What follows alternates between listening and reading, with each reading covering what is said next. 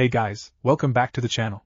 This is a story about what if Naruto was revenger of Uzumaki clan. Before I start, please support for more amazing content, and do consider subscribing to my channel and share this video with your friends. This is written by knuckz and link in description and support writer. Let's start the video. Chapter 00, The Basis, commencing. Safely tucked away in the comfort of their beds, the majority of Konoha's population had no knowledge of the events taking place so late at night. For those still awake, all that could be seen was the mysterious fog that was looming about, obstructing the sights of all. A silence had descended upon the sleepy village, allowing the sounds of the patter of running feet, clanging noises of metal upon metal, and the whistling of whirling shuriken to be more pronounced. It was then that a body fell from the sky, hitting the ground with a satisfying thud. The man's body refused to move despite his mind desperately willing it to do so, and he lay helplessly as death claimed its next victim. Rat, collect the body while we pursue. Everyone else, stay with me. Bit out the purple-haired female ANBU, apparently the captain of the squad. The ANBU codenamed Rat broke formation and jumped to the street, only to receive a kunai to the throat. Shit! The female ANBU jumped at the man with full speed and slashed vertically with her sword, intending to slice the man's body in half. She tensed halfway through her attack however, expecting a counter because the man was calmly awaiting her attack. However, no such thing happened, because her sword went straight through the man, whose body dissipated as she went through it. Bunshin no Jutsu. E-grade ninjutsu. Creates an afterimage with no physical attributes. Also the ninjutsu needed to pass the dismal genin examination at the Shinobi Academy. With sufficient practice and chakra, even a civilian might be able to do it. What the fuck? A bunshin barely existed. A bunshin couldn't even fool most genin. A bunshin couldn't fucking shove a kunai into your comrade's throat. As impossible as it is, it seems that he switched with a bunshin, using the kawarimi no jutsu. But it shouldn't be possible to use the kawarimi with a non-solid object. Rat. The ANBU captain crouched near her comrade, codenamed Rat. He was already dead. After whispering a silent prayer, she stood tall once more. They would have to approach the man with utmost caution. Hokage-sama had informed her that the man was only of genin class, but that his abilities were easily of the jounin level. He did not inform her. Jounin or not, she would still have to kill him, and retrieve the forbidden scroll he had stolen. Another ANBU team was up ahead at the village entrance, in hopes of catching the man off guard. She, and what remained of her team, would have to be quick in order to execute the pincer tactic to trap the man. Let's go. The man being chased, whose name was currently Jensei, abruptly turned the corner. Counting 2 seconds, he threw a shuriken behind him at approximately 10 degrees above his line of sight. The lead chunin giving chase unfortunately turned the corner right into the shuriken, which intently lodged into his brain, cutting off all functions of life. The nameless chunin fell to the ground dead. Jensei smirked. Poor bastard. The other chunin followed, all with the purpose of avenging their friend. All 4 of these chunin would die. Jensei was on a veering path out of the village. He had to first go to his established safe house, where he would meet his accomplice. From there, the two would be able to find a safe exit out of the village. Well, Naruto-kun, I guess I'll be able to give you one last lesson. Jensei thought wryly. He picked up his speed and ran in the darkness of the night, to where one Uzumaki Naruto resided. Naruto looked at Jensei, taking in his bloody clothes and cuts that he received from kunai and shuriken thrown at him. With him, the gray-haired man carried a large scroll. So large, in fact, that it was bigger than Naruto. Jensei, a Konoha shinobi, had volunteered to take care of Naruto a little while ago. Naruto did not fully understand why this man didn't seem to hate him, but still recognized that the man had no intentions of harming him, or so it seemed. The current Hokage was one of the few people in the village that didn't bear a grudge against the young blonde, so this man most likely just wanted to get the Hokage's favor. Naruto didn't care about his reasons, and simply thanked the Jensei's actions, not his motives. He had proved trustworthy for now, and Naruto was thankful for that. When the Hokage introduced Jensei to him 3 months prior, Naruto had been immediately suspicious. It wasn't exactly hard to kill a 7-year-old and make it look like an accident, especially for a shinobi. Naruto kept his guard up at all times around the man at first. However, Jensei made no such attempts. He acted quite kindly toward Naruto, treating him with a certain amount of respect that the blonde had come to enjoy. He even took to teaching him things that he would learn at the Shinobi Academy and beyond, basics such as chakra molding, and hand seals, more advanced things such as anatomy, and torture methods. Slowly but surely, this caused Naruto to drop his guard, no longer doubting the man's intentions, only his motives. He eagerly listened to the lessons, learning techniques such as Bunshin no Jutsu, Kawarimi no Jutsu, and Henji no Jutsu all before the age of 7. He could probably graduate the academy at that point, but Jensei said there was no point in entering him. Recently, Jensei had decided to start teaching Naruto a rather uncommon shinobi art called Fuinjutsu. Fuinjutsu was used mostly to seal items into scrolls to ease travel these days, but Jensei, who seemed quite knowledgeable on the subject, had explained to him that Fuinjutsu was much more than that. Through the use of different symbols drawn in different mediums, Fuinjutsu could control, channel and manipulate chakra, with infinite possibilities of different seal arrangements, A well-prepared Fuinjutsu specialist could very well be the most dangerous ninja to come across in battle. Most ninja decided against using Fuinjutsu in battle because of the immense preparation and precision needed to execute the complex art. Even for masters of the art, it could take too long in determining how to accomplish a specific task. Even with the advanced preparations complete, the actual inscription of the seals took time as well. Either a lull in the battle or advanced preparation was needed to effectively use them.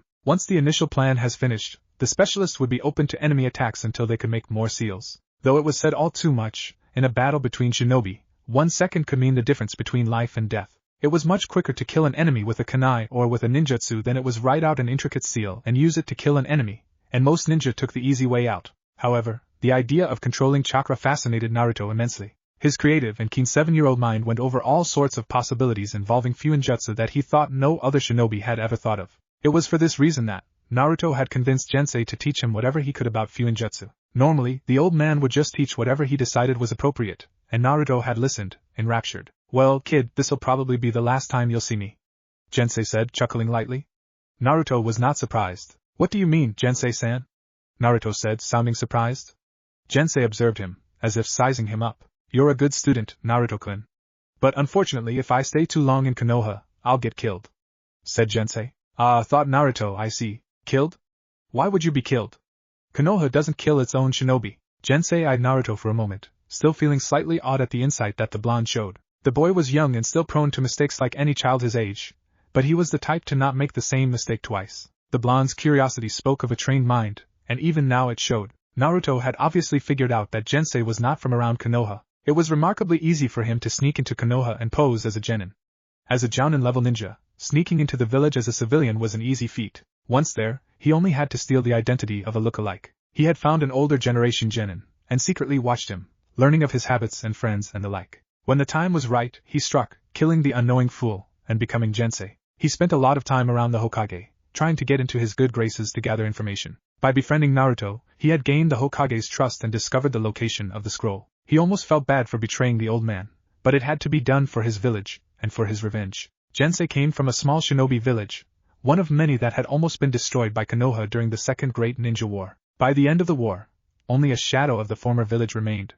Faced with poverty and sickness, the village's very existence seemed threatened. To save the village, he sought the most valuable ninja artifact in the village, the Forbidden Scroll. With the scroll, he could learn the techniques and become a better ninja to protect his village and earn money.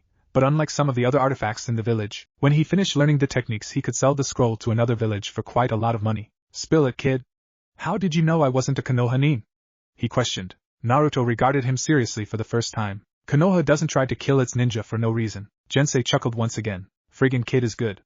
I can't wait to see what he'll grow to be. Well, I have about an hour or two at most, so I think I'll let you go over this scroll once. Let's see Kage Bunshin no Jutsu." "Want to learn, boy?" Jensei said. Naruto had no qualms about learning from an enemy. Kage Bunshin, an advanced version of the Bunshin no Jutsu, where the user creates actual bodies instead of afterimages. It's only a high-level technique because it can waste so much of the user's chakra. It should be perfect for him, especially with his shitload of chakra. Naruto looked over what would be one of his favorite techniques. 15 minutes later, 4 other Naruto stood with him, each indistinguishable from the original. Jensei looked on impassively. "I wanted to learn some Fuinjutsu." All 5 Narutos spoke in unison. Jensei just stared. The ANBU captain saw a Chunin on the ground. Dead. At least, in death, the Chunin told her an important story. Jensei had come this way. The ANBU team at the border reported that the nin had not come that way. That meant he took a detour. She signaled to her 2 remaining ANBU underlings. "I will kill you," was her thought, and the 3-man ANBU team followed the trail of blood of their comrades, left behind by the vicious enemy nin. "All I had for the next few weeks are in these scrolls. I prepared them beforehand to give to you, but I never got the chance," Jensei said. Naruto did not repeat what he said. Why did humans need to repeat what others say to ascertain truth? "I see. Thanks." He meant it. "Naruto-kun, why don't you come with me? There is still a lot I can teach you. It's not like anyone in this shithole village wants you here." Naruto eyed the man for a moment, considering his request. The whiskered blonde knew that the possibility of him having a better life as Jensei's student existed. However, there was more reason for him to stay. He could either be with one person who seemed to care about him, or he could be with a village that didn't care about him. But he at least knew where he stood with the village. Jensei was a wild card. Naruto didn't want to answer. "If I say yes, I'll get in trouble if we get caught. If I say no, he might very well kill me. He taught me everything I know. He gave me life as a ninja. He can just as easily take it away." Naruto never wished for an interruption more than at that moment. A purple-haired female ANBU burst through the window, followed by 2 others. There was only a single moment of hesitation and tension in Naruto's apartment before everything spurned into motion. An ANBU with a lizard mask blurred into action. He grabbed the forbidden scroll and threw it to the other subordinate ANBU, who jumped backward, narrowly avoiding a shuriken from Jensei. He took off into the night. The ANBU captain attacked Jensei once more with her sword, faster than Naruto could see, but Jensei dodged it with ease. But the other ANBU came from the side and attacked, only to trip through the bunshin that the older ninja had used for his kawarimi no jutsu. Jensei, moving too fast for Naruto to see properly, aimed to shove a kunai into the man's head, but the female ANBU captain blocked it with the flat of her blade, knocking it out of his hand. The kunai cluttered on the floor near Naruto. Jensei stopped the other ANBU's right hook with the bottom of his sandal and jumped, sticking his left hand against the ceiling of Naruto's bedroom. Moving his foot from the ANBU's fist, he kicked the blade of the sword into the female ANBU's neck, but she tilted body slightly, avoiding getting killed. Jensei grinned. It was exactly as he anticipated. Using chakra to make the blade of the small sword stick to his sandal, he swung his leg back and to the side, driving the bottom of the sword through the mask of the other ANBU, hitting his forehead and knocking him out cold. Jensei, releasing himself from the ceiling, walked slowly over to the struggling female ANBU. Her arms not moving, she pushed herself back against the wall with her legs, trying to put as much distance as possible between them. But it was useless. That sword was saturated with my chakra. It has special properties that causes temporary paralysis in those affected. Jensei explained, as he picked up the fallen wakizashi. The ANBU horrifyingly realized that she could not move her legs anymore. His hand stretched out, and she shut her eyes, awaiting death. But it didn't come. Oh ho! Quite the looker, aren't you? Jensei looked at her, a strange glint in his eyes. It's too bad I lost the scroll. I'll have to take it out on you. Yuzuki Yugago, now unmasked, glared at him. But she could do nothing as he grabbed the wakizashi once more, Jensei's paralysis preventing her from moving. Naruto-kun, watch closely, Jensei said cheerfully, gripping the small sword in his right hand, holding the flat against Yugago's pretty face. Torture and interrogation is important for a shinobi to learn. There was no answer. Naruto-kun? Jensei suddenly felt a stab of pain in his back. The sword slipped from his hand, and fell to the floor. He turned around, facing Naruto, who was facing him, shaking. Yugago saw that he had a kunai in his back, crudely inserted into his back. Naruto, he gasped out, you little bastard. Jensei's hands reached out to strangle him. His usual quickness lost to anger, but his hands went through. Kawarimi with bunshin no jutsu. My technique. Little bastard. However, Jensei was not completely without his skills. Naruto, who had appeared to his right, was unprepared when Jensei's hands shot out quicker this time and choked when they wrapped around his throat. He's still too much for Naruto to handle, even with a kunai in his back. After everything I taught you, you little shit, but no matter. Jensei couldn't focus his mind enough to finish his sentence. Naruto's vision was getting blurrier by the second, and his lungs hurt. He was dying. Instinct kicked in when he kicked and clawed at Jensei, who abruptly dropped him. The effect of the kunai in his back was kicking in. Jensei stretched his arm around his back, and ripped out the kunai, ignoring the blaring pain that came with the action. He was going to kill this little bastard. Jensei stumbled forward with his kunai, aiming to kill. Naruto fumbled trying to perform the kawarimi no jutsu, but it was too late. Luckily, his aim was off, and he missed Naruto's heart, piercing his stomach instead. Naruto screamed out in pain. I don't want to die. This time, tears blurred his vision. Please somebody save me. He screamed again when the kunai was being turned slowly in his stomach. Jensei smirked cruelly before slowly taking it out, prolonging his torture. To think I was going to make this kid my apprentice. Jensei lifted the kunai, to forever end the miserable life of young Uzumaki Naruto. A horizontal slash, his head was completely separated from his body and it rolled onto the floor, blood pouring out in copious. The body fell to its knees, and finally onto the floor, more blood flowing onto Naruto's bedroom floor. Behind, Yuzuki Yugago was panting heavily, with her blood-stained wakizashi in her hand. She had done it. Jensei was dead, his head severed from his body. Yugago had forcibly recovered from her paralysis, and just in time. The boy who had saved her life would have died if it weren't for her timely intervention. Naruto weakly looked at the beautiful woman, who dropped to her knees in exhaustion, still affected by Jensei's paralyzing chakra. She crawled forward with a strange look in her eyes, an emotion he wasn't used to seeing. She's worried about me, was the last thought that went through his head before he passed out due to blood loss. Yugago continued to crawl to Naruto, but she had no idea how she was going to get him to a hospital in her current state. She reached for him and carefully put his head into her lap. While she waited for the reinforcements to come, they always came too damn late. Yugago observed his blood-stained face. It was Uzumaki Naruto, the vessel of the Kyuubi no Yoko. Yugago, like almost every other person in Konoha, had only appalling and untrue things to say about this poor boy. She, like many others, had lost friends and family members as well to the Kyuubi. She was too young at the time to go fight the Kyuubi, and all she could do was watch helplessly as the bodies of her loved ones and comrades were buried. Even the Hokage, leader of the village, lost his life that day. She had decidedly and unjustly hated this boy for that, unwilling to distinguish between the child and the demon fox. However, she had never encountered the boy before that night, so she would never know if her feelings would have made her see him as a monster. But after this night, after he saved her life, she could not hold on to the hatred she had felt. She realized how fickle her hatred was when she actually did meet the boy. While Yugogo did not comprehend why this boy stopped the despicable old man in his attempt at torture, why he didn't feed off of loneliness the way another child might have, she couldn't help regretting the feelings she had before. How much unnecessary pain has this child been through, she thought. While he may never know the unkind thoughts and comments she had about him before, Yugogo, ever one for moral uprightness, resolved to make it up to him. A lone figure came in from the window. It was a ninja she did not know, but he wore the Hittite with the symbol of the leaf emblazoned on it. She sighed in relief. Quick! We have to get him to a hospital quick, Yugogo told him. Everything was alright now. And after Naruto was released from the hospital, Yugogo would make it up to him. However, the ninja was not in any rush to take Naruto to the hospital. He glanced at the head of Jensei, and clicked his tongue in annoyance. Idiot was always too sadistic for his own good. I'll have to clean up his mess. The ninja took out a kunai. I told him to choose another place to rendezvous, but as usual, he fucked up. Yugogo stared at him in horror. An accomplice? Reinforcements aren't coming. Sorry, but you have to die. The man said. Any last words? This was the worst possible thing that could have happened. She could barely move, her energy having gone after being paralyzed by Jensei. I'm at a serious disadvantage.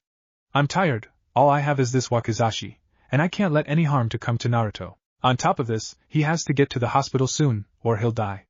Yugogo was at a loss at what to do. At the very least, I can stall. She opened her mouth to reply to him, only to be interrupted. Too late!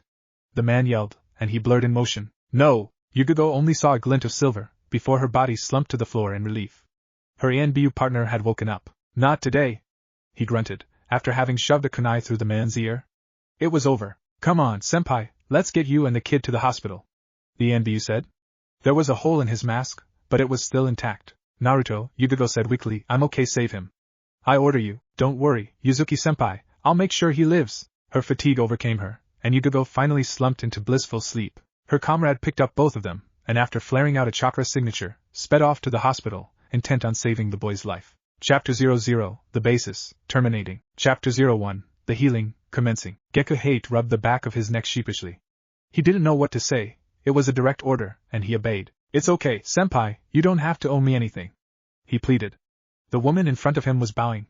Her long, purple hair came over her head, blocking off her face. It hung just above the floor. Regardless, if it was not for you, Gekko-san, Uzumaki Naruto and I would surely have you, Yugogo said, still in her bow. Hate sighed. Please stop bowing, Yuzuki-senpai.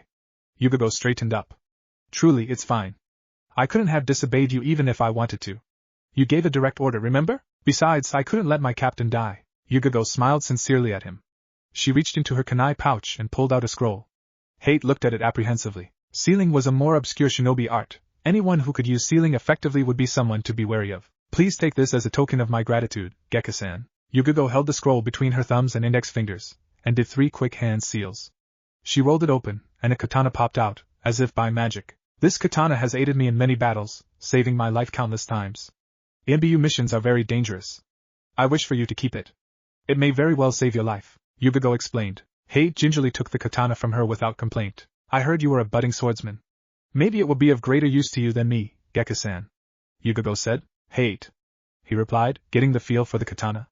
Yugogo looked at him, surprised.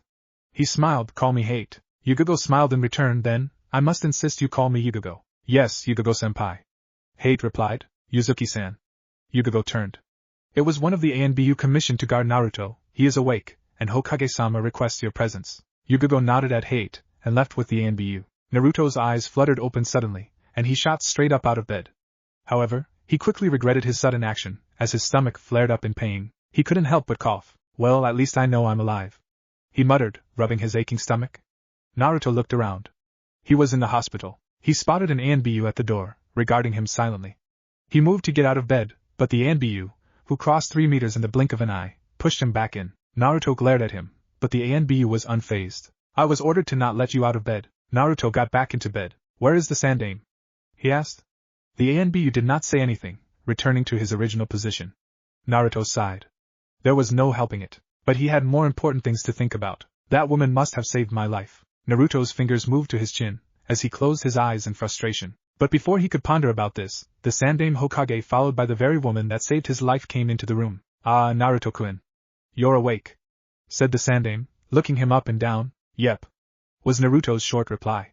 He noticed that the purple-haired woman was looking at him intently. "Damn. She definitely wants something from me. I'm sure you'll be happy to know that you will make a full recovery. Still looking. You were very close to dying. Stop staring at me." About the man known as Jensei. She's not stopping. Village in Earth Country that was nearly destroyed by Konoha. Naruto bit his lip. Have returned his body to his village, as a safety precaution. His mouth quivered. Allowed out of the hospital tonight. He couldn't hold it in anymore. "Our clothes for you to wear." "Stop looking at me." The Hokage and Yugogo reared back in surprise. Yugogo's cheeks reddened. She was embarrassed. The Hokage glanced at her. "Naruto, this is Yuzuki Yugogo. She saved your life last night," said the Sandaime. "Yugogo-kun asked to see you with me." Naruto looked at her, and took a deep breath. "Thank you for saving my life," Naruto said quietly. "It was nothing," Yugogo replied quickly. The Hokage glanced at her in surprise. Yuzuki Yugogo was usually very stoic, if not a little righteous, ever since she had joined the ANBU. Now, however, it was as if she was an aspiring genin again. She had always been a bashful, but stubborn kunoichi, a personality trait she shared with Naruto. "Well, I at least think my life is more than nothing, so thank you anyway," Naruto said coolly. Yugogo slightly flinched. This wasn't going like she had envisioned. She had thought that the boy would be striving for anyone's attention. "Sorry, I didn't mean it," like Yugogo started saying, but Naruto suddenly cut in with boisterous laughter. "Ha! I got you, lady," Naruto said, pointing and laughing. Inwardly, he was thinking something else. That was close. If she thinks I'm hostile, she'll approach more warily. As long as she believes that I'm as dumb as they come, I'll have space to maneuver. Naruto grinned. "Naruto, that was a mean thing to do." The Sandaime chided. "Apologize." Naruto, anticipating this from the blissfully ignorant Hokage, played along perfectly. "But why should I?" he shouted indignantly. The Sandaime smiled at him, and was about to say something, but Yugogo spoke quickly. "It is okay, Hokage-sama. I do not mind," she said. Inwardly, she was thinking something else. The Hokage looked on impassively. His actions seemed rehearsed. "It would be in my best interest to play along." "Uzumaki-san," Yugogo said slowly, as if Naruto was an average, dumb little 7-year-old, "I would like to thank you. You saved my life as well, when you had no reason to." Naruto smirked mischievously. "She suspects something." "Don't worry, Yugogo-san. It was nothing," he said, grinning madly. The humor was apparent in his voice. In the background, the Sandaime sighed. However, Yugogo seemed to not care, because she smiled tentatively. "Regardless, I believe my life to be more than nothing," she said in good humor, mimicking Naruto's previous words, "so I would like to repay you." Naruto's mind was racing, as he reached for his clothes. "Repay me? I owe her my life. Why would she want to repay me?" Yugogo was waiting for a reply. "Well, Uzumaki-san? I can at least take you out to eat. Where would you like to go?" she asked Naruto. He put his finger to his chin, deep in thought. "That's it. My best course of action is to bring her in close, and let her distance herself from me." Naruto grinned. "Ichiraku!" Naruto yelled out deafeningly, playing his part almost perfectly. The Hokage sighed. "It's about the only thing he eats," he muttered. Yugogo heard him. "If he only eats ramen at Ichiraku, then why did he have to think about it?" was her thought. "He's definitely smarter than a regular 7-year-old. What is he planning? Well, let us go to Ichiraku's." "Will you come, Hokage-sama?" Yugogo asked, knowing he could not. "No, sorry. I have other matters to attend to," the Hokage said. "Stay in good health, Naruto. Also, report to my office tomorrow. I think I have something you'd like." The Hokage nodded at him, and gave Yugogo a discreet, but meaningful glance before leaving. "Okay. Let's go, Yugogo-nichin," Naruto said, smirking inwardly. He could eat ramen with the best of them. She had no idea what she was getting into. Yugogo, on the other hand, was trying hard not to feel pleased. She felt like she could be a big sister figure for him, but at the moment, she knew that he was faking. If anything, she wanted to earn the title of big sister properly. So she schooled her face into the usual cold impassiveness like all ANBU had been trained to exude. "Okay," was her short, crisp reply. She did not let any emotion into her voice. To his credit, Naruto kept the grin on his face. Inwardly, however, he frowned. She seems to be catching on. But she revealed her hand too early. "I don't know exactly what she wants from me, but I know it involves me in some way. I acted too well, that's why she suspects me. My actions weren't natural, they were rehearsed. She must have caught that. But I didn't slip up, not like she did." The blonde carefully avoided looking at Yugogo, and just shrugged his shoulders before running, once again leaving her behind. Yugogo followed him. The glance that the Hokage had given her told her a lot. The main message was, be careful. Of what though? She was just going to treat a little kid to some ramen, right? Tucci sighed as he was making his next batch of noodles. He wasn't sure how much longer he could continue to make noodles. The revenue from the stand was dwindling, and he might soon be forced to retire it, despite hating the fact that he'd have to do so. More than just a means to money, it represented family. Memories of his deceased wife, Kokoro, and Ayam's childhood were what the stand represented for him. Kokoro had loved the stand, and Ayam, who had only been 6 years old when Kokoro passed on to the next world, loved spending her time not playing with dolls, but working with her mother in the stand, while Tucci watched over them proudly. Those times were truly the happiest in his life. Kokoro had been the pillar of their small but happy family.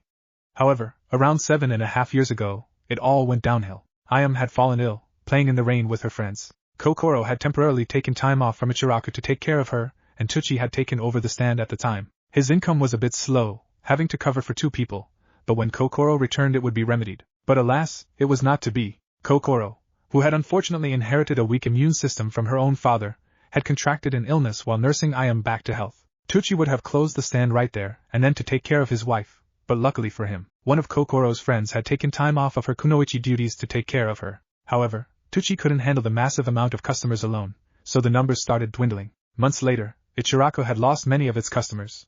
The only daily customers were the members from the Akimichi clan, and of course, the legendary Yandame Hokage. Kokoro could have died any day at this point. The medicine to cure her was rare and expensive to find, and nobody had any luck in finding anyone to make it. Her friend Kushina practically lived with them to care for Kokoro. Ayam had fallen into an unhealthy depression due to her guilt for being the one that Kokoro had contracted the illness from. Things could not get any worse at that point. Then the news of the Kyuubi no Yoko came. Among the chaos that was occurring in Konoha at that point, Tucci had received information that someone to make the cure for Kokoro's illness was located, but was at this point much too far for anybody to meet, especially as the Kyuubi was only a few days away. Kushina had immediately volunteered to go retrieve the medicine. Her offer was rejected by the Konoha Council. And Tucci had understood immediately. The village was more important than his wife. However, Kushina was persistent.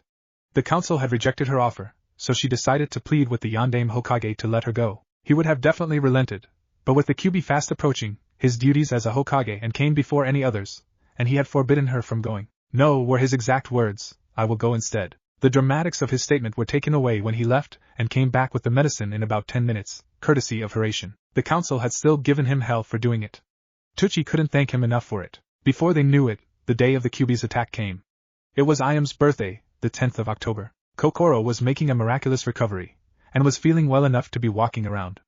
Ayam's depression had vanished, only to be replaced with fear. The Kyuubi's killing intent was massive enough to be felt all over the village, even though it was many miles away. Ayam had even soiled her clothes that morning, though it was not embarrassing nor humorous at all.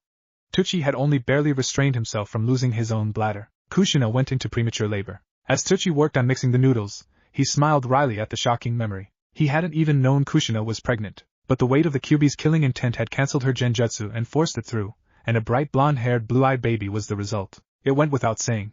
It was Ayam's worst birthday ever. Baby Naruto might have been a bright spot on an otherwise horrible day, but the burden placed on him. Tucci shook his head. There was no way he could have ever held a grudge against that boy. He had too much loyalty to Kushina for that. Tucci and Kokoro had sat down with Ayam, and made sure that she would not share the same fear of Naruto that the rest of the village had. Ayam, who was only 5 at the time, had listened adamantly, and agreed with whatever her mother was saying. She did not truly understand well at the time, but she understood that Naruto housed the Kyuubi, and that he was a baby, not a demon. The threat of the Kyuubi was gone, and the reinstated Sandaime had made a law where none were allowed to speak of the Kyuubi with penalty of death. It was all to protect Naruto from those who thought him to be the demon himself. Tucci was there when Kushina gave birth to him, though Naruto had no idea. He had to admit that Naruto certainly didn't look like a demon. Demon or not, the law was in place, and the Yandame, for whom the village was in mourning, was dead and buried. Kokoro had fallen slightly ill again, because the medicine had not been strong enough. The doctors had said that the person who made the medicine did not take into account that Kokoro had a weak immune system, thus resulting in her contracting the illness once more.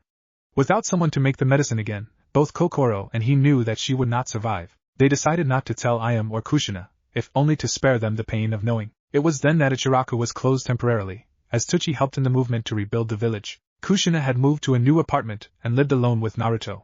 She was also in depression, having lost her husband. Naruto was the only reason she was still alive, but without the support of anybody else, the bubbly young baby was too much for her to handle. Then, when Naruto had been about 8 months old, Tucci shut his eyes tightly as the tears sprung. Kushina had died that day.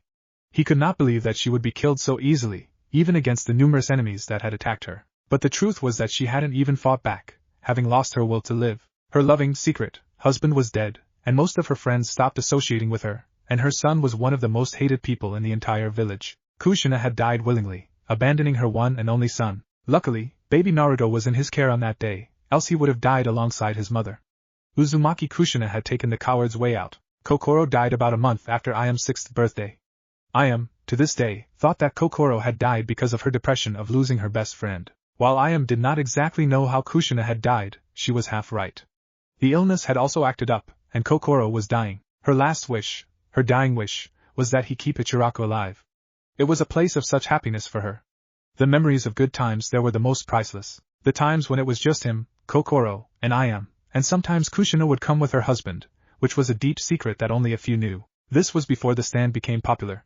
When the customers were few, and the money was scarce, but that was when they were happiest. Once Kokoro had died, Naruto, who had been in their care, was sent to an orphanage on Tuchi's request. This was one of his greatest regrets, one that would haunt him for the rest of his life. But he couldn't care for Naruto, especially when Ayam was so young, and so many people were willing to hurt the poor babe. He made just enough money to provide for himself and Ayam.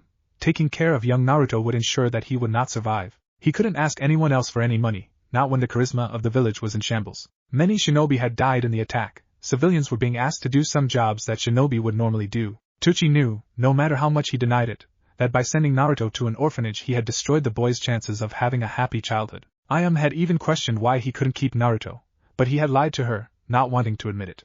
He had not wanted to admit that he was a coward, that he was running away, and with the way things were looking now, Ichiraku may not have long to go. What am I going to tell Ayam, or Naruto for that matter?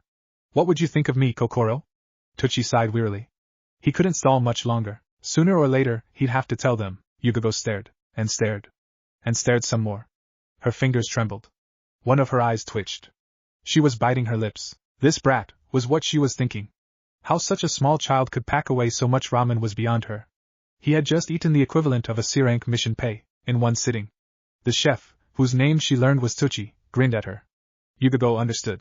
She wasn't the first person the Gaki had done this to. I'm stuffed. Thanks a lot, Yugogo Nichin. Naruto couldn't keep the mocking grin from his face. The stack of ramen bowls was teetering. Yugogo reckoned it was about as tall as her if she stood beside it. Thanks a lot, you're welcome, was her cold reply.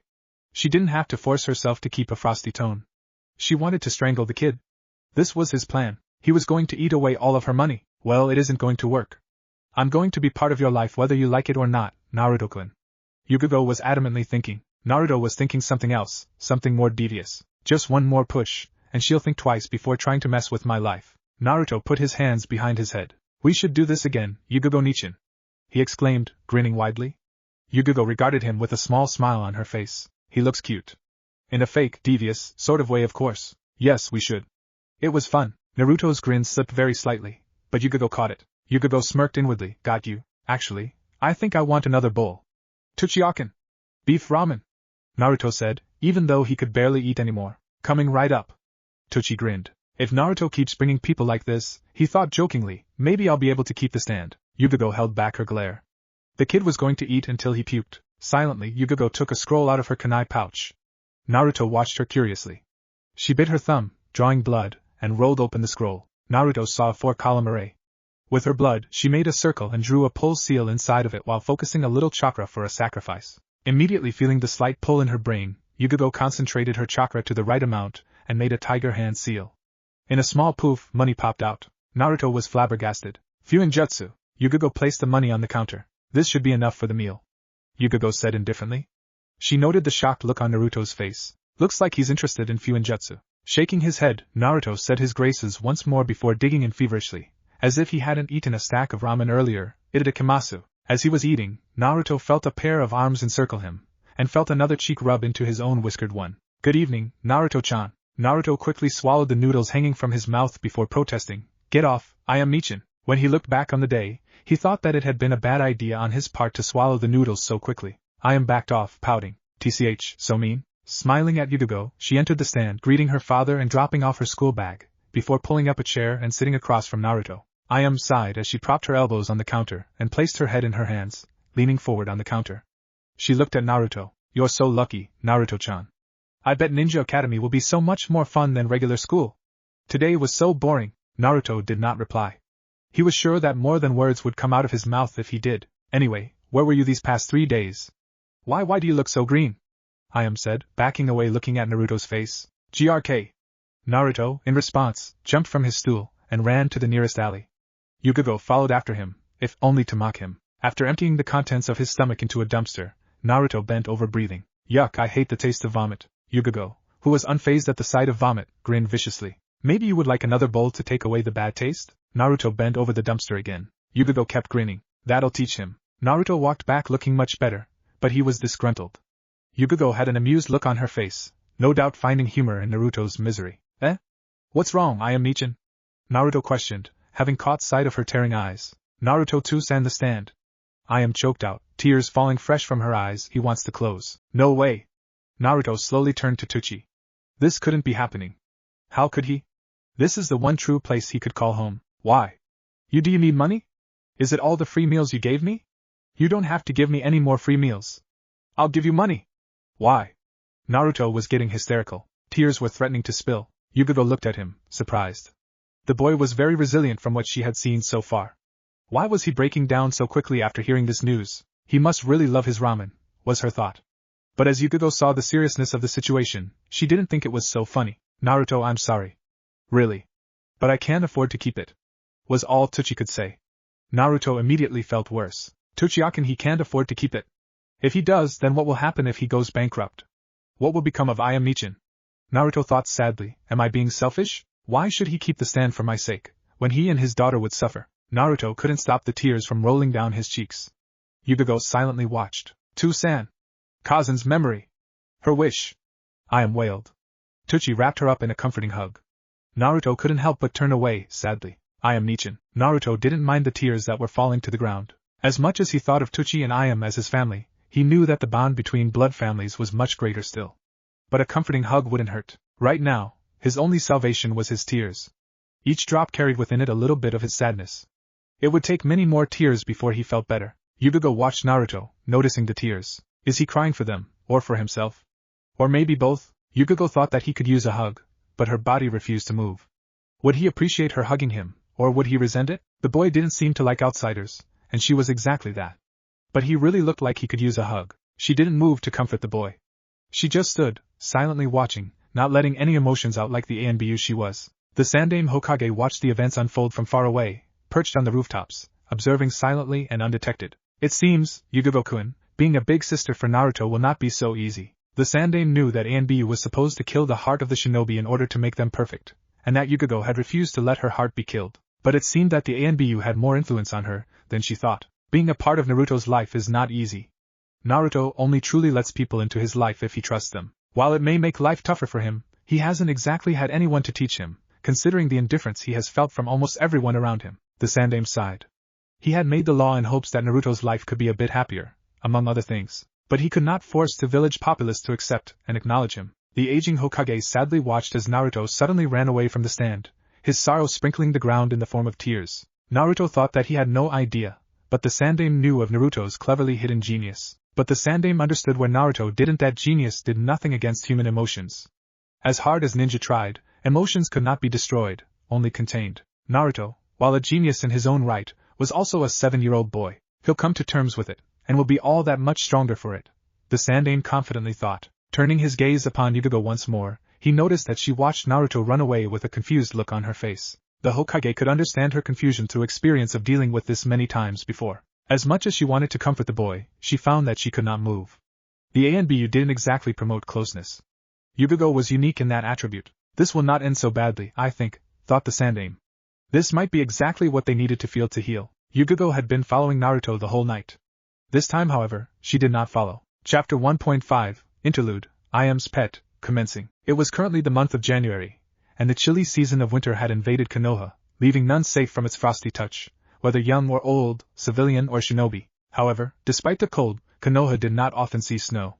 This year was different than most, as there was a nice snowfall this year. Through the months of snowfall, kids were engaged in uncommon winter activities, for Konoha at least. It was quite a sight to see children rolling around in the snow, or building snowmen. Some couples were even enjoying walks out in the cool weather, hugging each other closely. There was definitely an air of romance. This was also a great opportunity for the deadlier population of Konoha, the shinobi. Instead of using kunai or shuriken to practice, snowballs were used to prevent fatal injury. Veteran shinobi were using snow walking as a means to refine their chakra control. It was very different than most of the regular chakra control techniques used in Konoha. The idea was to mold chakra at the bottom of their feet and harden the snow beneath the foot until no imprints were left. The more perfectionist and elite shinobi even went as far as to return the snow to its original softness after removing their foot for the sake of true stealth. However, though winter did bring a certain joy with it, today was not a particularly joyful day. The winter wind, though usually nice and cool against the face, was harsh and stinging with a particular ravage. Much of the population had stayed indoors today, and many shops were so consequentially closed. Of course, not many shop owners were as stubborn as Ichiraku Tuchi, the owner of Ichiraku, a humble, but relatively famous ramen stand. Tuchi sighed as he sat at the counter, awaiting customers looking for the delicious flavor and warmth of ramen.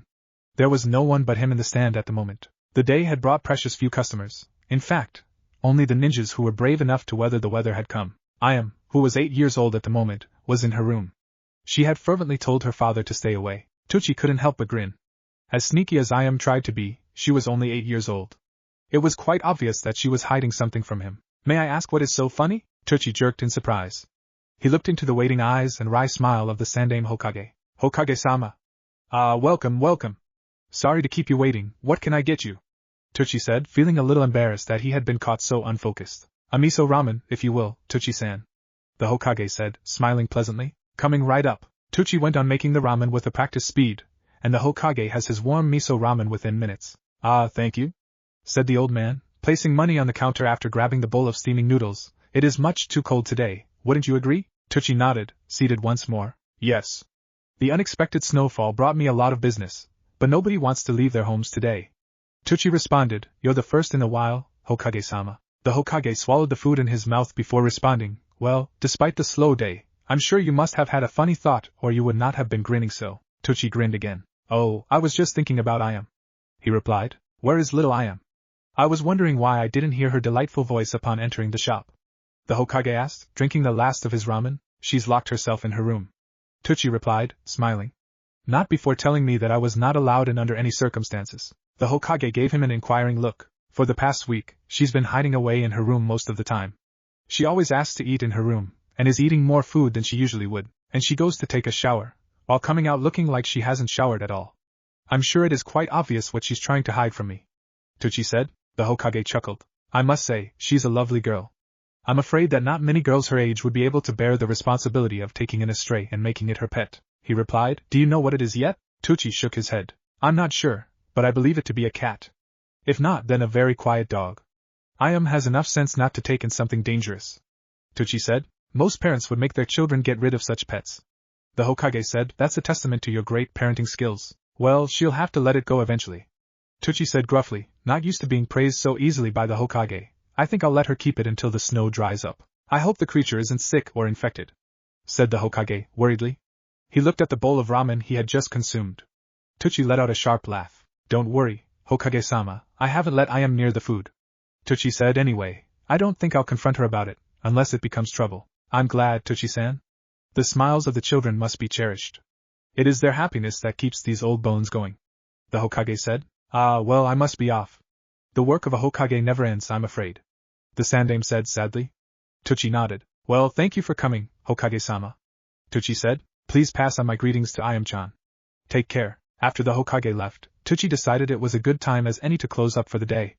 It didn't seem like anyone else was going to come. Perhaps tomorrow would be a more fruitful day. Tu-san, I'm gonna eat in my room. Tuchi suppressed his grin. Just because he was letting her keep her stray didn't mean he could give her a hard time for it. You know, Ayam-chan, you've been eating a lot lately, Tuchi said in an offhand approach. Oh, Ayam seemed flustered for a moment before recovering. I've just been feeling hungry, that's all. Oh, don't eat too much, or you'll get fat. He poked her stomach, inciting a giggle. I'll be fine. Ayam suddenly looked at him accusingly. Don't come. Tuchi held up his hands in surrender. I won't. He watched as Ayam put food for two into a tray, along with some milk. Yes, most definitely a cat, Tuchi thought, grinning as she left. A loud clang jerked him awake. Tuchi rubbed the blurriness from his eyes. The noise had come from the stand. Was it a burglar? Tuchi hurriedly, yet cautiously headed to the stand. As he came closer, he heard a familiar voice. Oh, I hope Tu-san didn't wake up. Tuchi sighed softly in relief. It was just Ayam. But what is she doing up at this hour? Tuchi thought, perhaps feeding her pet? Tuchi's thought turned out to be correct. Bet you never had ramen before, she chirped. Tuchi backed away a little, so it would appear that he was farther away. Ayam? Tucci called, walking slowly to give Ayam the chance to hide her pet. What are you doing up this late? Oh no! Quick, hide here! Stay there! Tucci could hear Ayam's whispered voice. He waited a few seconds before stepping out. She was standing in front of the sink, with her back to the cabinet doors. So that's where she's hiding it. Tucci thought. Tu-san. Oh, I was feeling a little hungry, so I thought I'd have some ramen. Hehe, Ayam said, grabbing a half-eaten ramen bowl. She made to eat from it, but Tucci stopped her. It's okay, Ayam. You don't need to convince me anymore. I already know. Tucci said. He hated to do it, but if her pet really was sick then he couldn't have it in the stand and eating from the same bowls that he served to customers. Ayam looked shocked at the fact that he knew. She had tried her hardest to hide it. I'm sorry! She wailed, but he was outside alone, and he ran away from home, and I couldn't just let him stay outside in the cold, and it's okay, Ayam. Tucci interrupted smilingly. I'm not making you get rid of him. You're not? And break my little girl's heart? I should think not. Tucci thought to himself. No. It was a good thing that you've done, Ayam-chan, to take care of something. It is one of the greatest joys someone can have. He said. Now, I'm guessing the poor fellow was hungry? Tucci said, bending in front of the sink cabinet doors. Yeah, he woke me up. He can eat so much. Ayam said, yawning. Well then, Tucci said, opening the cabinet doors, let's feed high. Tucci almost had a stroke right there and then. It felt surreal. He had thought it was a cat, but he was wrong. It wasn't a cat, it wasn't even a dog. No, what he was looking at was the tiny face and curious blue eyes of none other than Uzumaki Naruto. Naruto? Tucci whispered, so softly that only he could hear it. Come on, Naruto-chan. Ayam called, isn't it great? You don't have to stay cramped up in my room all the time now. But Naruto whispered softly. Tucci realized that this was the first time he actually heard Naruto speak. I like it in Ayam-nichan's room, his voice was so soft. This was Uzumaki Naruto, the son of Uzumaki Kushina. Tucci couldn't believe that any offspring of Kushina could be so soft-spoken. Oh Naruto, you don't have to be quiet anymore. Ayam said, you're allowed to stay with us. Tu-san said it's okay. Then, can I stay in your room, Ayam-nichan? Naruto suddenly yelled happily, as if he hadn't screamed in ages. Never mind, he is definitely Kushina's son. Tucci thought flatly. Now, Naruto, Tucci started, gaining Naruto's attention. Aren't you supposed to be at the orphanage? Naruto pouted. I ran away. They don't like me, and I don't like them either. He exclaimed. Why? Well, you can stay with us for the time being, but you'll have to go back eventually, or Ayam and I might get into trouble. Tucci explained. Do I have to? At Tucci's nod, Naruto pouted again. But wait, how do you know I lived at the orphanage? Oh. Hey Naruto-chan. Don't you want to finish your ramen? Ayam interrupted. I want to go back to sleep, and I need my new teddy bear. Ramen! Naruto suddenly jumped at Ayam, reaching for his beloved noodles. She giggled as they tumbled onto the floor. Naruto proceeded to attack the salty food with fervor. Tucci sighed with relief. Then he looked at the pair with a smile. Ayam, my darling little girl. You don't fully realize what you've done, but you have gained a loyal little brother who will love you forever. He couldn't help but think fondly. He watched as Naruto finished his ramen, and as Ayam dragged her new teddy bear back to bed. And a ramen lover. I can't wait until he gets some money. I just know I'm going to make a fortune off him alone. Tucci rubbed his hands in anticipation. Itadakimasu, rang Naruto's voice, as he attacked his ramen voraciously. As he ate, he felt a pair of arms encircle him from the back and heard a familiar voice whisper in his ears. Where are you these days, Naruto-chan? Ayam said. I want my teddy bear back. Naruto smiled at the memories. Let me eat, Ayam-nichan. He yelled in mock anger. Mao so mean. Everything will be alright. Tucci thought, as he watched his two children play frolicking with each other. Chapter 02, The Circle, commencing. Tucci regarded the impassive woman in front of him, Yubigo, quite obviously a member of Konoha's ANBU forces. If the mask hanging from her belt was any indication, was a decidedly odd woman. Her long, flowing, silky, violet hair would have been the first sign to her oddity. But Tucci had seen enough weird hair colors and styles that it was quite easy to see a violet hair color as normal. It was her fixation with Naruto that made her odd. She had not known Naruto for a long time, having only met him after the blonde had been caught up in one of her missions. Tucci did not know the details behind the situation that had led to their meeting, but from what he had picked up from the woman, Naruto had saved her life. It was probably the reason why she seemed so obsessed with the blonde. Perhaps she merely felt indebted to the blonde for having saved her life, or perhaps it was because of her own desires.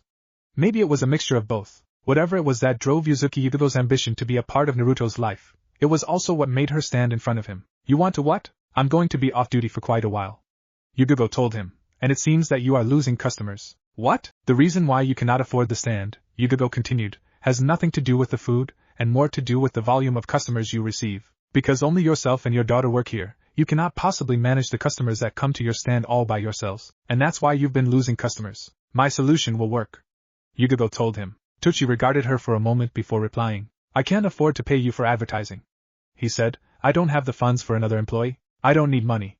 Yugogo replied, if it means that your stand will stay open, I'll help out for free. Tucci already suspected her real reasons for offering to work for free. If you feel so strongly, then I'll gladly accept your help.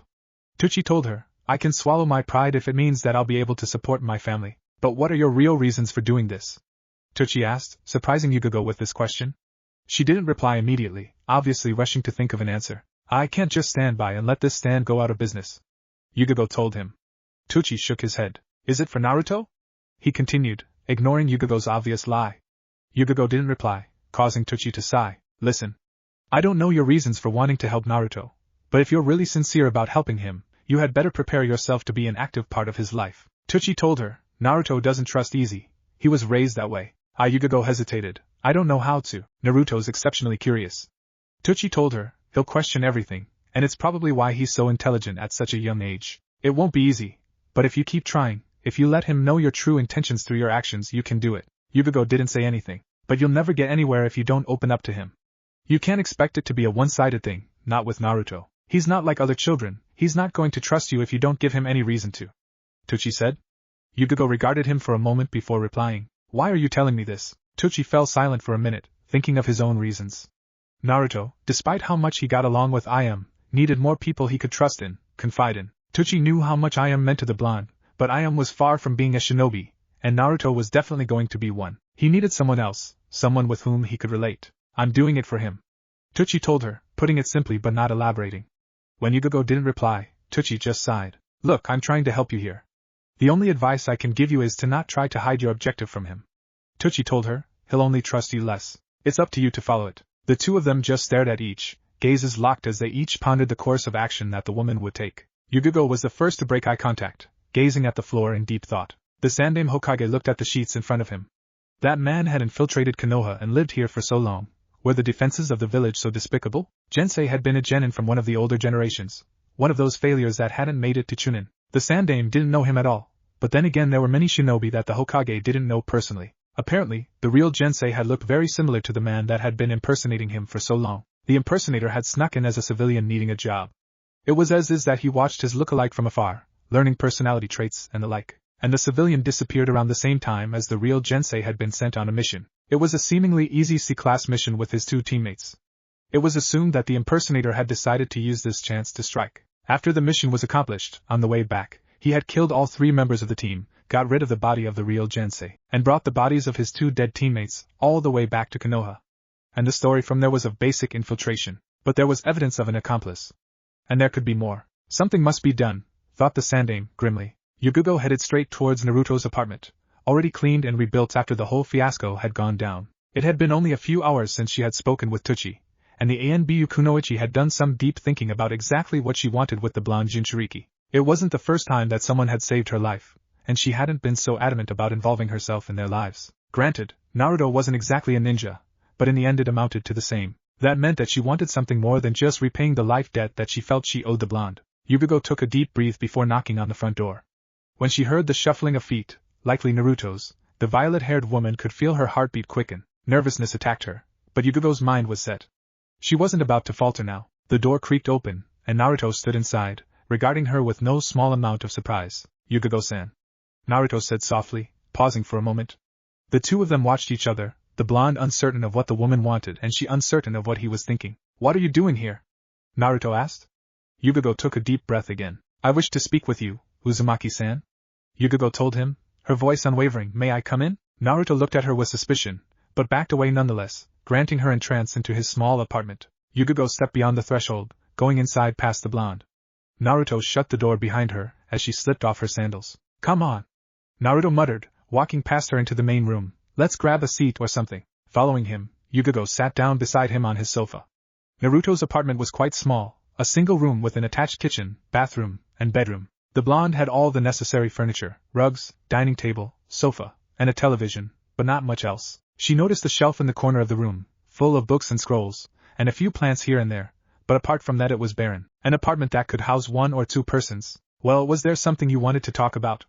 Naruto asked, his voice sounding duller than Yugogo had ever heard it. He was probably still upset over Ichiraku's impending bankruptcy. That other night, when we are at Ichiraku, Yugogo started, noticing the blonde twitch. I noticed you looking surprised when I had unsealed money from my scroll. Naruto eyed her weirdly. He obviously had not expected this. Yeah? It was Fuinjutsu. The blonde said, what about it? Are you interested in Fuinjutsu? Yugogo asked. Naruto paused at her words. I've experimented with a few seals here and there. It's a pretty interesting art. Naruto replied, unsure of what the woman wanted. What would you like to learn?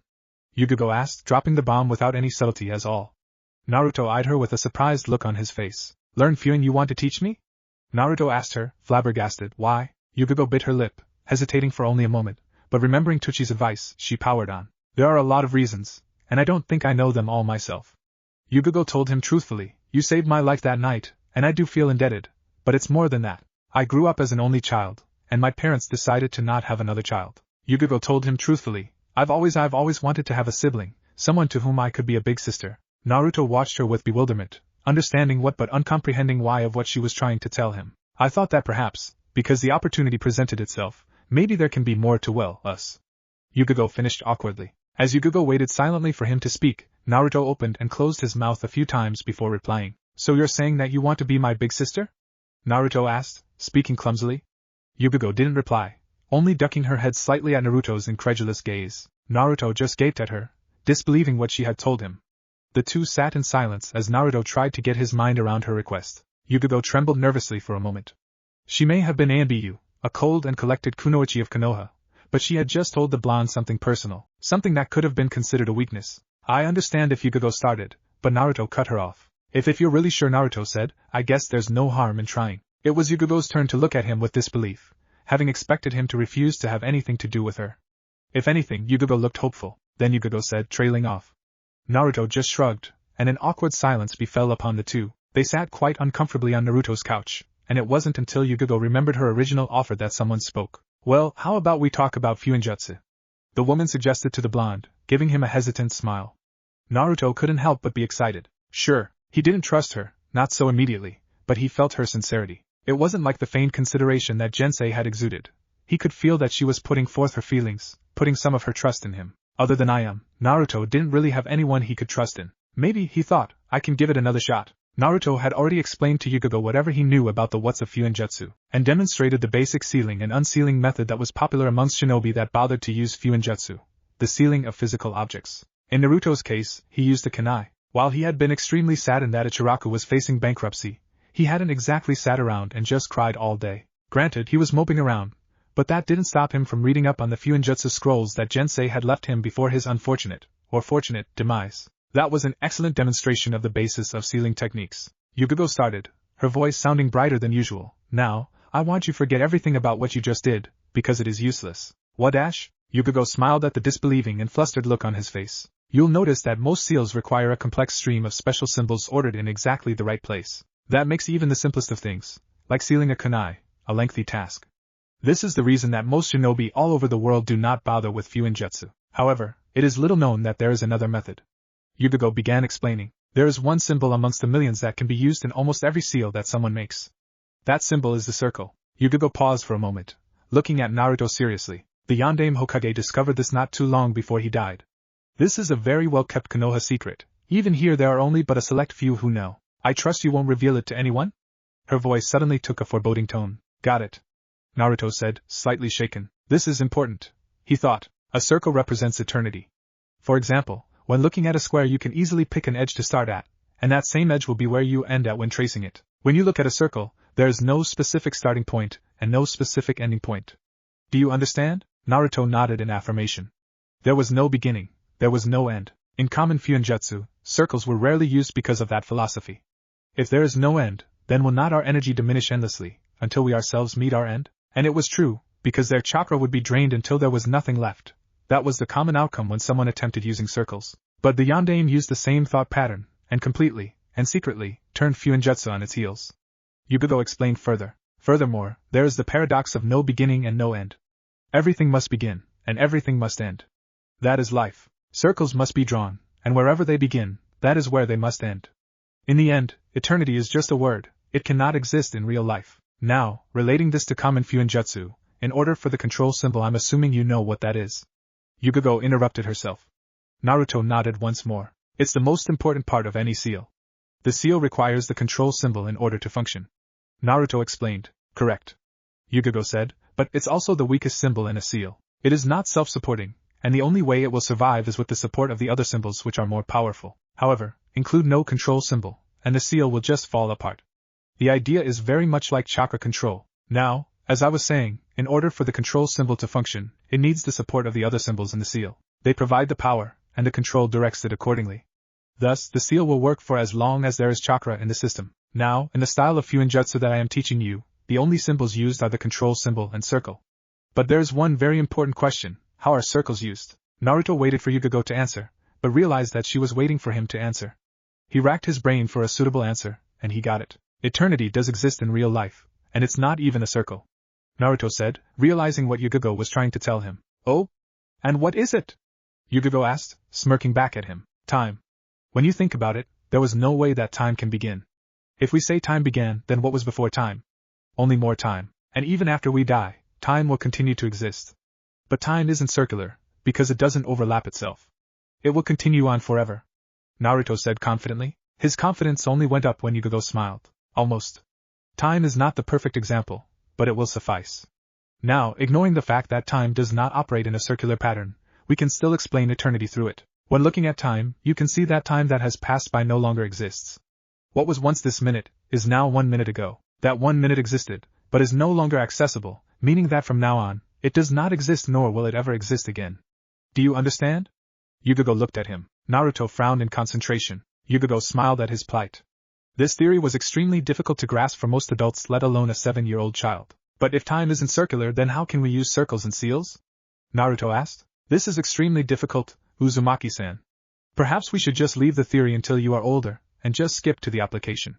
Yugogo said. Genius or not, these were advanced ways of thinking. For Uzumaki Naruto to already know as much as he did was extraordinary, but this would be a bit too advanced even for him. No, I understand what you mean about time. But time isn't circular, but we want to use it because it represents eternity. We can't draw a never-ending line in a seal, that's why we use circles. So how do we apply that concept to circles? Naruto said. Yugogo smiled, and inwardly sighed. I really should stop underestimating him. But I never expected him to understand. I wanted to test his intelligence. But he understood it even better than I did when I first studied it, and he's only 7. The best way to explain it is to think of how shinobi use chakra over a given amount of time. For example, think of the katan, Housenka no Jutsu, which fires out multiple fireballs. When a shinobi spits out these fireballs, they fly in one direction, straight at the direction the shinobi aimed for. When using this jutsu, a shinobi must concentrate their chakra to form in short bursts in order to form fireballs, or else the technique would backfire. As the chakra moves over a distance, it exists at one point for one instance of time, before moving on. Because the path of the fireballs is a straight line, they will continue to go straight and disperse upon contact. But if we somehow change this path to be circular, then the fireball would move in a circular path, and would, theoretically, continue moving in the circle until interrupted or until the chakra dies out. Yugogo continued to explain. Do you understand now, Uzumaki-san? Naruto closed his eyes and scrunched his face in thought. Call me Naruto. He muttered, absent-mindedly. Yugogo was at a loss of words. Her mouth was open as if to speak, but no words would come. Is he beginning to accept me already? She was thinking. She shut her mouth, and regarded his pondering face. His face was slightly tanned, which was rather rare to see in Konoha. His eyes, though she couldn't see them at the moment, were an astonishing cerulean. He looked very much like a younger, tanner Yondaime Hokage with whiskers, Yugogo noted. 6 whisker-like marks adorned his face, 3 on both cheeks. She looked closely at his whiskers, and regarded that to a stranger they would seem drawn on. Yet as she looked closely, there were grooves in his skin where the marks seemed drawn, though strangely, they didn't seem as evident on his face as they had prior to the Forbidden Scroll fiasco. These were no doubt the result of having the Kyuubi sealed in him. Naruto's eyes snapped open, and he grinned. Yugogo, to her credit, didn't react this time. She continued to look at him. Got it, he said. Yugogo raised an eyebrow. Oh? Would you care to explain? She asked, amused. The circle we draw is the path. The power for the control symbol is our chakra. As our chakra will continue to go in a circular motion, the control symbol will continue to sustain itself using our chakra as a medium. Yugogo sighed. Well, you've effectively just shaved off a lot of lessons, Naruto-san. Then she smiled softly. Well, at least now we can go straight to the fun stuff. Naruto grinned back at her. And he oddly found that he really didn't have to force it. She's not so bad. I feel as if I can trust her. He thought, strangely happy. Over the next few weeks, Naruto learned many different things from Yugogo concerning Fuinjutsu. Yugogo would meet him once or twice a week to teach him different aspects, and he would be given the whole week to try to learn whatever lesson she would try to teach. To Naruto's frustration and joy, these lessons were anything but easy. It would usually take him until just before the next lesson to learn what he was supposed. Yugogo, while not an especially harsh teacher, was very expectant and demanding, but Naruto, instead of resenting it, embraced the challenge and worked diligently to learn everything she taught. However, the pressure and frustration was building up. For one thing, Ichiraka was receiving many customers, thanks to Yugogo's help, but because of the sudden influx of customers, Naruto rarely got a chance to eat there, let alone drop by for a chat. He also rarely saw Ayame anymore. Having to juggle school and working in the stand with her father, Ayame had no time to just lay down with him on the grass and gaze at the clouds like she used to, or go for a run around in the parks and generally play around like siblings would. Granted, from what he observed, most siblings were at each other's throats, but that was irrelevant. Meanwhile, to Yugogo's joy, it seemed that she and Naruto got closer with every lesson she gave. She could now say his name informally in front of him without any awkwardness on either part, and Naruto had even once called her Yugogo-nichan absent-mindedly, though he didn't realize it. The Sandaime Hokage had given her 3 months leave from ANBU missions upon her request. She confided to her leader the intentions that she had, and he allowed her the extension, depending on injuries. High-level shinobi received a certain amount of time for healing and recuperation, as well as training time to get back in shape before taking more high-level missions. The thought of turning to another for help was rare for many shinobi, but what many shinobi didn't realize was that aside from managing the village, the Hokage was someone they could turn to in times of strife. The Hokage would naturally be obliged to give an ear to a shinobi with a problem. A Hokage was someone that each and every shinobi should be able to turn to. The Sandaime Hokage of Konoha was an old and experienced leader, and so he could offer many different types of advice to ailing shinobi. However, despite this, many shinobi still avoided his help, lest he think them weak. Yugogo was one of the few who could throw away her pride and go to him in her times of need. Few people were skilled enough to truly hide their intentions from the Sandaime upon close scrutiny. Yugogo, despite having learned to be as emotionless as possible in the ANBU, was not an exception. It surprised her that Jensei could have done that, but his skills were geared towards deception, considering that he was a spy. However, Yugogo suspected that there was more to it than that. Jensei's real intention was to steal the forbidden scroll. If he had been a half-wit spy, he would have requested to guard the scroll. Of course, he was not stupid. A true spy disguised his lies and truths. Jensei had truthfully not intended to harm Naruto, until Naruto stabbed him in the back, pun intended. Yugogo doubted that anyone looking to pass on their skills wouldn't want Naruto as their student. That is, anyone that didn't know or didn't care about the Kyuubi. Naruto was an extraordinary student that picked up things with the speed of a Sharingan. It was a very satisfactory feeling to have such excelling students. The other factor was Naruto himself. She knew that it was probably one of the many regrets of the Sandaime that weighed heavily on his mind. The abhorrence of the demon container was common among civilians and shinobi alike. Yugogo herself had been one of them not too long ago, disgusted as she was to admit it. But there really was nothing that the Sandaime could do. He had prevented physical harm to come to Naruto, but he could not force anyone to like him. This was probably the reason that the Sandaime had allowed Naruto to be supervised by an almost complete stranger. And perhaps the saddest thing of all was the likeliness that Naruto could have had a better life on the run with the spy rather than in the village. Yugogo swore to rectify that. Considering the nature of shinobi, Yugogo was supposed to be a heartless tool wielded to maim and kill. This ideal existed across the shinobi nations and in Konoha as well. Yugogo, however, had her own ideals. She had been a naive genin at the time, but she had once sworn to never become a heartless killer. She had wanted to walk down the path where she could keep her heart, where she could keep her love for her fellow human while still being a shinobi. It wasn't an easy ideal to live by, but anything that was worth something in life was never easy to maintain. Staying in the ANBU, where all of the shinobi shielded their hearts and were supposed to be essentially cold-blooded killers, was one of the hardest things Yugogo had done. She hadn't escaped it completely. Much to her dismay, she found it hard to truly interact with other people after joining up. But she hadn't lost herself completely. She still cared for her fellow shinobi, her team. And since her life had been saved by Naruto, she had been trying her hardest to become what she once was. And that boy Naruto. He was intelligent. He was genius.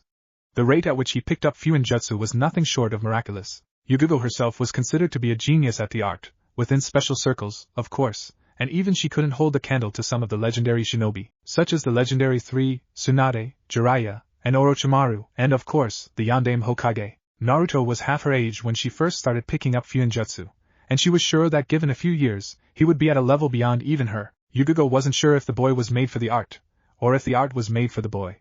His progress was spectacular, and Yugogo felt very proud of him. One thing that did bother her, outside of Naruto's Fuinjutsu training that is, was his lack of a social life. Never once did she see him with friends his own age. The only child that she had seen Naruto ever interact with was Ayame, and though Yugigo could see how much Naruto truly loved and cared for Ayame, something she hoped to gain for herself, but not everyone important in his life should be as close as a brother or sister. There was an importance to friends, to comrades. Konoha highly emphasized teamwork for a reason, and the best solution that Yugigo could see? The Ninja Academy. Naruto jerked awake at the pounding at his door, disoriented at the sudden wake-up call.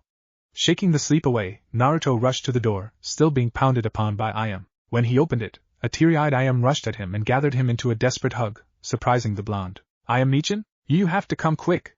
Ayame told him, despair in her voice. Naruto's heart lurched at the sound. What's wrong? He asked urgently. His mind went a million miles a second, thinking up situations upon situations of misfortunes that may have befallen upon the girl. He had to forcibly clear his head to focus on the girl's next words. "2-san, he collapsed. He's in the hospital." Chapter 03, Saving Ramen commencing. I'm fine, Naruto. Tucci told the blonde gruffly as he went about setting up the stand for the day. His collapse hadn't been too serious, so the doctor had already given him leave, with a warning to take it easy. But you should take it easy, Naruto said worriedly. The doctor said that it's unhealthy to keep working yourself to exhaustion. Ayame tentatively turned to Yugigo. Yugigo-nichan, exactly what do you have in mind to save the stand? Ayame asked her. Yugigo looked at the girl momentarily, slightly surprised at the familiarity she was showing before replying. Your father and I had struck up a deal. Yugigo told her, what the stand needed was something different, something new that would attract customers again. I came up with the idea of ramen to go. Yugigo continued, something light, easy to make and eat, cheap to buy, and something that customers could take with them rather than having to sit in and eat. There isn't a lot of room in the stand for a large volume of customers, and that's why you were losing a lot of them. They didn't want to wait for so long. With ramen to go, they have a cheap alternative. Yugigo told her, with ramen to go, you'll receive those customers back. I've been advertising this new product, putting up posters and handing out flyers when I can. There still remains one problem. Tucci said, giving them a knowing look. I can't handle so many customers by myself in my condition, even with your help, Ayame. He can't handle so many people by himself now that he's so weak, and Ayame-chan has school. But even working together, there's little they can do. Naruto thought. Naruto gripped the top of his head in frustration. Tucci, Ayame, and Yugigo regarded him sadly. Even in the hands of defeat, he still tried to keep going. The one thing they need most is more workers, but how would they get some at such short notice? They'd need so many extra hands and weight. Naruto paused. He removed his hands from his head, and looked at them with wide eyes. Jensei. Thanks, dude, and he grinned. The three other occupants inside the stand looked at him expectantly, waiting for his suggestion. Yugigo wondered what kind of plan the intelligent blonde had cooked up. Tucci-akin. You need some extra helping hands. Teach me to make ramen, Naruto said with a confident smirk on his face. What are you on about, Naruto? I don't have enough time to teach you to make ramen at the Ichiraku standard, and even you won't be enough help, Tucci told him. Instead of being downcast, Naruto smirked even more. I'm more than enough, he said before making a cross-shaped seal with his hands. Yugigo glanced at him, surprised beyond belief. He knows this jutsu, Kaigebunshin no Jutsu. In a poof of smoke, 4 other Narutos appeared beside him, 2 on each side. I can be as many workers as you want me to be, Naruto said. Tucci looked at the display with a wondrous expression on his face. Ayame poked at one of the clones, surprised at their solid state. They're all solid? The clone poked her back, and stuck his tongue out at her. She harumphed. That is amazing, Naruto. But I still don't have the time to teach you how to make ramen, Tucci said. Everything that the clones learn, I learn automatically. So if you taught me and 4 clones how to make ramen, I could learn it in 1/5 of the time, Naruto explained. And I'm pretty sure that I can make up to 50 clones. Yugigo spoke up. Naruto-kun, exactly what do you mean by that? Learning what your clones learn? She asked. Yugigo knew the technique, but she didn't know what he was talking about. I noticed it the first time I used Kaigebunshin successfully. Jensei had taught me, and after my clones were dispelled, for some reason, I remembered looking at him from 5 different angles at the same time. It seemed a little weird at the time, but I forgot about it until now, considering what happened. But when I think about it, it makes sense. Kaigebunshin works by splitting your chakra. When it dispels, your chakra comes back, and everything it experienced mentally will be as if you experienced it. Naruto explained. Now that I think about it, it is true. All those times that I used Kaigebunshin, I can remember doing things twice. He has an extraordinarily detailed mind, if he can notice something as small as looking at someone from different perspectives. Yugigo thought, feeling amazed at the revelation. Wait, did you say you can make up to 50 clones? Yugigo asked him, as Naruto's clones dispelled. Yeah, I have a lot of chakra for some reason, Naruto said, frowning softly. Yugigo immediately understood why that was. Jinchuriki. Well, if you're so keen on helping, then let's get started right away, Tucci said. Ayame, you can help too. Ayame nodded determinedly. She would do her part to save her stand. Come on, Naruto. Let's get started. she said. Just a sec, I am Nichin. Naruto replied. He looked at Yugigo expectantly. Yugigo was confused for a second, but then she understood what he wanted. Or she thought she did. Oh, don't worry about our lessons. We can put them on hold. Besides, with the Kage Bunshin technique, we'll be able to blaze through our lessons very quickly, she told him, but he continued to look at her expectantly. What? Now Yugigo was thoroughly confused. What else does he want, if not oh no? Oh no. Yugigo desperately thought of an excuse, but Naruto thrust out his lower lip, forming an irresistible pout on his face. Not the pout, fine, Yugigo said, sighing deeply. She turned towards Tochi. I can be of assistance to you as well, Ichiraku-san. Please allow me to help, Yugigo said respectfully. Inwardly, Yugigo was thinking, the things I do for you, Naruto-kun. Tochi looked at her uncomfortably. Yeah, come on, old man. Let her help. Naruto exclaimed. Okay. Tochi said gruffly. Naruto laughed and jumped at Yugigo, engulfing her in a hug. Yugigo froze momentarily before her mind caught up to her, and she quickly hugged him back before he could back away. Okay. Let's get started, Naruto shouted, breaking away from Yugigo. Yugigo was dazed, and a strange lopsided grin adorned her pretty, feminine face. This was the first time that Naruto had ever hugged her, and it felt wonderful, like she had achieved a great accomplishment. Tochi smiled softly at her expression. Now, before we get started, I'll have to let you know that you'll have to be here early every day. I get up at 6 a.m. sharp each day to prepare. Can you manage it? Tochi asked Naruto and Yugigo. 6 a.m. Naruto exclaimed in disbelief. Tochi sighed deeply. Okay, Naruto, you'll be staying with us for as long as you are helping. Yuzuki-san, I believe that I can count on you to be here on time each morning, or would you like to lodge with us as well? Tochi addressed Yugigo. I wouldn't want to impose, Yugigo said, but Tochi waved it off. Nonsense, we'd love to have you. Besides, it would make it much easier on us all if you could be on hand on short notice. Tochi said. Thank you, Ichiraku-san, Yugigo said, bowing formally. She knocked Naruto on the head with her fist, before pulling him into a bow. Be polite, she hissed at her student. Ah, no need to be so formal, Yuzuki-san. Tochi interrupted. Yeah. It's just old man Ichiraku.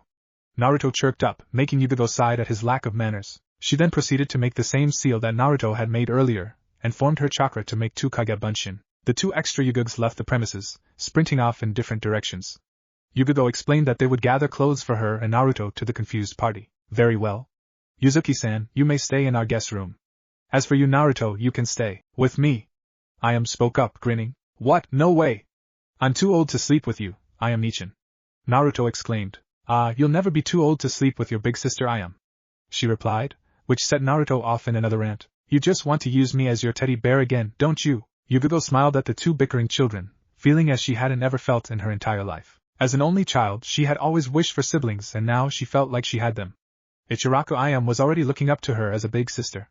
And Naruto? If her life was in constant darkness, he was her only sunshine. Tochi and Ayam had combined their efforts to teach Naruto and Yugigo how to make ramen. The student and sensei pair had both used the shadow clone technique to quicken the pace at which they learned to make ramen, and they had accomplished it in record time. It took about an hour of teaching, and in another hour, Naruto and Yugigo condensed over 2 days of experimenting through the use of Kage Bunshin. While they weren't quite at the level of Tochi or Ayam, who had been making ramen for many years, Tochi had deemed their ramen skills acceptable for Ichiraku standards. Currently, a group of Narutos were setting up the stand, while another Naruto was talking with Yugigo. Really, she had no idea which Naruto was the real one, as none of the Narutos were bossing the others around. They all acted identical, and either when they spoke, they all spoke in unison, or none spoke in unison. He really knew how to use this technique properly, and Yugigo was glad. The good thing about Kage Bunshin was that they knew everything that you did up until the point that they were formed. Ayam had already left for school accompanied by a Yugigo clone. She hadn't wanted to go, but Tochi had insisted, saying that he already had an army of ramen makers at his disposal, and Tochi was currently getting ready for the day. The purple-headed beauty was listening to the cute blonde boy's ideas for Fuinjutsu applications. He always had some ridiculous ideas. Yugigo had learned early on that he was very imaginative. He usually gave up when she shot down his more ridiculous ideas, but today, he seemed very keen on this particular idea. Circular seals were meant to be easy make fast action seals, but what Naruto was suggesting would revolutionize the art of Fuinjutsu. The only downside to it was that it was practically impossible to accomplish. The major aspect that the traditional and Yandame improved styles of Fuinjutsu shared was that both required the use of ink. Seals had to be drawn no matter what. It didn't necessarily have to be on paper scrolls. Paper scrolls were more widely used because they were compact, and had even surface areas, and were therefore easier to use than, say, the terrain. Naruto's idea was to draw both the circles and control symbols using one's chakra. Yugigo had explained to him the absurdity of it. Perhaps someone with the chakra control of a medic nin might be able to draw a circle with their chakra, but to draw something as complex as a control symbol with just chakra required chakra control that even medics didn't have. Naruto countered with the idea that someone could force their chakra to form the shape of the control symbol. Control symbols didn't have to be remarkably accurate. That was one of the things that made the circular method of Fuinjutsu so much quicker. Sure, the more precise, the better the effect, but it wasn't necessary. Naruto-kun, while you may have a point there, forcing your chakra into a particular shape isn't an easy task. The first problem is that chakra control is useless if you're trying to force your chakra into shapes. The second problem is that even if you did force your chakra to make a seal, it would just fade away. Chakra doesn't stay in a single form for very long. It could take hundreds of years to accomplish something like this. Yugogo explained soothingly. Naruto grew silent at her explanation, and Yugogo felt guilty for disproving his idea. She didn't know what it was about him, but she always hated to prove his ideas faulty. As an ANBU, Yugogo was taught to always think logically. Naruto's ideas were contrary to logic, yet Yugogo could not help but believe in him, especially when he was so passionate about it. No. Naruto suddenly spoke up. Yugogo gave him a questioning look. This idea, I won't give it up. I don't care if it takes me 1,000 years to do it. I'm getting this feeling. I can't disregard this. I don't care if I have to train with Kage Bunshin every day to do it, but I have to accomplish this. Naruto said, suddenly determined. Yugogo smiled at his sudden determination. Where does he get it, his fortitude, she thought to herself. She had never seen anything like it before, such a resolve. It was just there, and Yugogo felt as if she could draw strength from it. Yugogo's relationship with Naruto had skyrocketed in the 2 months that she had spent teaching him, and though it had reached the point where she truly felt that they were like brother and sister, it was still slightly standoffish. Every day that she had spent with him, whether it was teaching him Fuinjutsu, or just spending time with him casually, she felt a feeling inside her grow, a certain fondness, but she hadn't really identified it. While Yugogo had strived to be a big sister for Naruto, one that he could rely on for things that he couldn't turn to Ayam for, there was still something that she hadn't realized. To truly be to him what she wanted, like what Ayam was, she had to love him. And she found that she did. And so, Yugogo suddenly knew what she had to do. Very well. Yugogo replied, kneeling in front of him. Naruto blinked in surprise. Yugogo smiled sincerely at him, putting all her heart into it. In that one moment, for this one moment, she threw away everything that being Anbu taught her, that being a kunoichi taught her, and as a human put all her heart into it, all the love she could muster. Yugogo put her hands on his shoulders, and said, I believe in you. I believe you can do it, Naruto, and if you need me I'll be there for you every step of the way. Yugogo leaned forward, slightly blushing, and placed a kiss on his forehead. She looked at him lovingly as he blinked olishly. I haven't said it before, but I'm proud of you. As a teacher and as someone that loves you. Yugogo told him, and she meant every word. Naruto couldn't finish his thought. She said that she loved him. She loved him.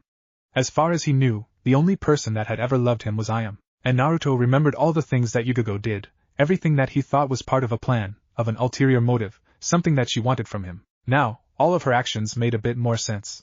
It wasn't about what she wanted from him. It was about what she wanted to be for him. But could he? Last time he thought she loved him, so he loved her, but would Yugogo be the same? There were so many similarities. No, Yugogo was different. Yugogo wouldn't hurt him. Yugogo saved his life, she didn't try to take it. He could trust her. He would trust her. Yugogo Nichin. Naruto said. He found that his eyes were suspiciously wet. I love you too. Naruto didn't say. As much as he wanted them to, he found that they would not form. But it seemed that Yugogo understood what was left unsaid, as she wrapped him up tightly in her arms, and clung to him desperately as if he were her last lifeline, and Naruto held on to her, conveying through his grip what he could not say. It seemed like hours that they held on to each other, tears streaming silently down their faces. They were brother and sister in all but blood, yet blood couldn't mean less. Tuchi's voice called to them from the stand, indicating their first customers. The newly found siblings broke apart to go help. Come on, Yugogo Nichin. I can't wait to see you in that hat, Naruto said, running off to start up the first batch. Yugogo smiled at him as he ran off, wiping the excess tears from her eyes. Uzumaki Naruto, my little brother. Yugogo thought to herself, feeling exultant. She had never felt so terrific. It was as if all her previous accomplishments, making Genin, making Chunin, making Anbu, were worthless in light of this new one. She felt truly strong. She felt as if she truly understood what the Hokage meant when he talked about will of fire. It was then when she recalled Naruto's words. Hat? Naruto lay on the couch, breathing heavily. It had been a long 2 days, and he had expended most of his chakra creating Kage Bunshin. He was waiting for Yugogo, who was currently taking a shower. Ayam sat beside him, already showered, but quite tired herself. She had to pitch in at the stand after school, and even then they barely came out on top. Yugogo certainly hadn't spared any expense on advertising the stand. Naruto was pushed to his limits for the second day. Naruto was young, and he had enough chakra control to make the regular bunshin technique. But it still wasn't all that great, considering the amount of chakra that he had. He must have made close to 100 clones on the second day alone, really pushing his chakra and chakra control to his limits. Yugogo had it much easier, seeing as she had excellent control, and wasted virtually zero chakra in making her clones, meaning that they last a long time. She was a trained shinobi as well, so her movements were much more efficient than his, and she just seemed better at making ramen than he was. Naruto claimed that it was probably because she was a girl, and then both IM and Yugogo had smacked him on his head, much to the amusement of the customers. Naruto-kun, go ahead. Yugogo snapped him from his thoughts. She was wearing regular civilian clothes with a flower pattern, purple to match her hair, and her purple hair was wrapped up in a towel. Even she looked slightly tired. Naruto sighed, and reluctantly got up from the comfy couch to take a shower. At least the hot water would be comfortable. IM smirked at his weariness, no doubt having mischievous thoughts. You seem tired, Naruto-chan. Want me to give you a bath like old times? She said, anticipating his reaction. Naruto flinched. He tried to leave before Yugogo spoke, but he was too slow. You used to bathe him? Yugogo asked, clearly amused. As IM relayed the old story of how she hid Naruto in her room when they were younger to Yugogo, Naruto's face reddened in embarrassment as he ran to the bath, covering his ears. Might as well get used to it, he thought grimly, as he heard Yugogo and IM laughing together at, no doubt, his expense, with two big sisters now. I'll be embarrassed forever. Damn. Naruto thought to himself frantically, as he and his Kage Bunshin worked feverishly on making several different types of ramen simultaneously. Naruto poured the noodles into a disposable container, and snapped a lid labeled Ichiraka Miso Ramen on top. Miso! He called out, placing the cup on a table at the side. Yugogo, or a clone, grabbed the cup and gave it to a customer who showed his ticket for miso ramen. Tucci had suggested the idea of takeout ramen, mainly because they would be unable to accommodate every customer in their little stand. Thankfully, almost every customer seemed to like the takeout ramen, so it was a win-win situation. Therefore, Yugogo, or a clone, was acting as a runner in case they needed to buy more disposable containers. And there was also a Naruto clone making labels for all the different types of ramen that was offered at Ichiraku. However, at the moment, it really did seem like an uphill battle. Both Naruto and Yugogo were starting to run out of chakra. Tucci was even more tired than them, having to constantly monitor the soup. Ayam was still at school as Tucci had been adamant about her not skipping out on school. They needed more people. Naruto closed his eyes in frustration. Where would they be able to get someone on such short notice? It seemed impossible, but it had to be done. Ah, what the hell. Naruto created a Kage Bunshin to take his place, and staggered to the front, looking around at the street. He spotted a man who seemed to be around Yugogo's age, and feeling desperate, called out. He was dressed in a typical Konoha shinobi uniform complete with vest, signifying that he was at the very least a chunin. Oddly, he was not paying any attention to his surroundings, as his only eye was reading a book. His other eye was covered up by his official Konoha Hittite, which signified his supposed allegiance to Konoha. He also had a mask covering the rest of his face. Hey you! He yelled, pointing at the man. The man in question looked up from his book at the shout, as he spotted Naruto. He looked behind him, thinking that perhaps Naruto was yelling at someone behind him, but Naruto interrupted him. You with the weird haircut. This time, the one-eyed man pointed to himself unsurely as if to ask me, and Naruto affirmed his unspoken question. Yeah, you. Come here, and put that book away. Naruto ordered, and the man surprisingly obeyed, placing the book in his kunai pouch. Yes? What do you want? The man said, looking at Naruto. He didn't show any signs of knowing whom he was talking to. Are you looking for a job? Naruto asked him. The man lazily regarded him for a second before answering. No, the man started, but Naruto interrupted him saying, Okay, you're hired. The silver-haired man blinked, before shrugging and following Naruto into the stand. There he observed the several solid Naruto clones slaving away at making some ramen, and a few Yugogo clones helping out here or there. When Yugogo, or a clone, spotted the man, her eyes widened in surprise, and she blushed from embarrassment. Yugogo-nichin, I got someone to work for us. Naruto informed her, or her clone. Yugogo-nichin? The man spoke in a questioning voice. Yugogo put a hand to her face. Oh, what's your name? Naruto asked the one-eyed man. The man looked from Yugogo to him before replying, Hatake Kakashi. Okay, Hatake, I don't like you, and you don't like me, but Kakashi interrupted Naruto's speech. Why don't you like me? I'm sure you'd like me if you took the chance to get to know me. Kakashi remarked innocently. Naruto frowned at him, before opening his mouth to reply, but Yugogo interrupted them. No. Please don't. Kakashi-senpai, let's not do this now. If you're really going to help, then please use your copying skills to learn to make ramen and help out. If not, then we are too busy, she said to Kakashi, before barking at Naruto. Naruto. Stay focused. Naruto blanched, hastily creating another Kage Bunshin which ran off to replace one that had dispelled. Well, how can I refuse my cute subordinate? Kakashi said, chuckling as he pulled up his hitai and regarded 2 pairs of yugogos making the different kinds of ramen that Ichiraka had on its menu. Naruto frowned at him again, before pointing at him. I bet you just want to see Yugogo Nichin work in that outfit, you pervert. Naruto exclaimed, suddenly. Yugogo bashed his head with her fist, telling him to go back to work, and Naruto went back, rubbing his head and muttering all the way. But Kakashi did notice her give him a suspicious glance. She believed him, he thought, sweat dropping. He went forward to wash his hands and help make some ramen. He had learned to make several different kinds of ramen at a glance, though I've never seen her so open. The only person that could have done that would be Naruto. He really is his mother's son. Naruto watched Kakashi as he made a single kage bunshin and approached the back. His jaw then dropped in amazement as Kakashi's hands blurred, and a second later there were 5 orders of ramen all packed and ready to go. What the hell? The other Kakashi went over towards Tsuchi, who blinked in confusion as Kakashi basically took over and started making ramen of the same quality that he made it at over 3 times the speed. Yugogo shook her head in amusement. Kakashi was the same from when she knew him, that was for sure. Hatake Kakashi, the famous, and in some cases infamous, copy ninja who had copied over 1,000 techniques. Yugogo had known him from when she was a rookie ANBU. He had often been her squad leader, which was odd because he wasn't an ANBU at the time. No, he had been squad leader even though he was a jounin. But even then any teams he led never failed missions. He was often labeled the best jounin in all of Konoha, and Yugogo found no fault in that. Kakashi truly was on another level, even without the use of his implanted Sharingan, something that irked the Uchiha clan to no end. Speaking of which, Yugogo wondered what the Uchiha clan, or the remnants, rather, would think of their prize digits being used to make ramen. She found it to be terribly amusing. Naruto, on the other hand, watched Kakashi in awe. I sure chose a hell of a guy, he thought to himself. Needless to say, with the help of the awe-inspiring ramen-making skills of Hatake Kakashi, the rest of the day had went by much easier than before. As they closed up the stand, everyone was all smiles. Nobody could really tell with Kakashi, though they were still tired. Kakashi, by whom the day had been saved, was thanked by everyone, even a reluctant Naruto, who had said that he was an okay guy, for a pervert. Of course, even though both Yugogo and Tsuchi had told him that Kakashi was trustworthy, Naruto still wouldn't let him near Iam. Are you going to stay for dinner, Kakashi? Tsuchi asked him. Tsuchi had known Kakashi since he was a little boy. He was actually still a jounin at the time, of 12. It was hard not to, as Kakashi was the Yondaime Hokage's student. And Minato was constantly at Ichiraku because Kushina was always at Ichiraku. Kakashi had been quite the irritating boy when he was younger, but he had relaxed and Tsuchi was glad for that. No. I should be getting home. It's been a long day, and I want to read some. I want to get to sleep a little early tonight. Kakashi had changed what he was going to say when he saw a strange glint in Yugogo's eyes. What was it with women and Ika? Okay, said Naruto, we open at 7 a.m., so you'd better be here. Okay. Kakashi smiled, and waved his hand. Sure thing, boss. Later, he said before disappearing in a swirl of leaves. Yugogo smiled in amusement. Elite jounin or not, he sure was an amusing man. Unfortunately for Yugogo, she did not remember Kakashi's lack of punctuality. Where the hell is he? Naruto screamed.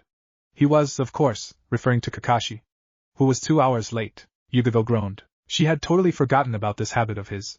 He had always been late to team meetings, but never missions, though no shinobi that knew of his status had the guts to tell him off. At first, she was also scared of telling him off, but after working with him for so long she had eventually gotten used to it. Thankfully, there was nowhere near as much rush as the first 3 days. Of course, that still didn't mean that it was particularly easy for them, but Naruto had assured everyone that most of these customers probably just saw the commotion and had decided to eat there to see what the fuss was about. The business would die down to respectable levels, not too low, but enough that Tsuchi would be able to handle the stand on his own without suffering financially. And with Naruto's new invention, it would be very easy for him. The previous night, Naruto had designed a seal that would basically rotate the contents of any single container in either a clockwise or counterclockwise rotation. He then applied those seals to Tsuchi's giant pots in which the broth for the ramen was made, and thus, the self-stirring pots had been made. Tsuchi had been so amazed that he had promised Naruto a month's worth of free ramen. Naruto had been delighted at the thought of free ramen for a month, as had Yugogo, who had begun fearing for her money. But Yugogo was happy that Naruto had taken her teachings to heart.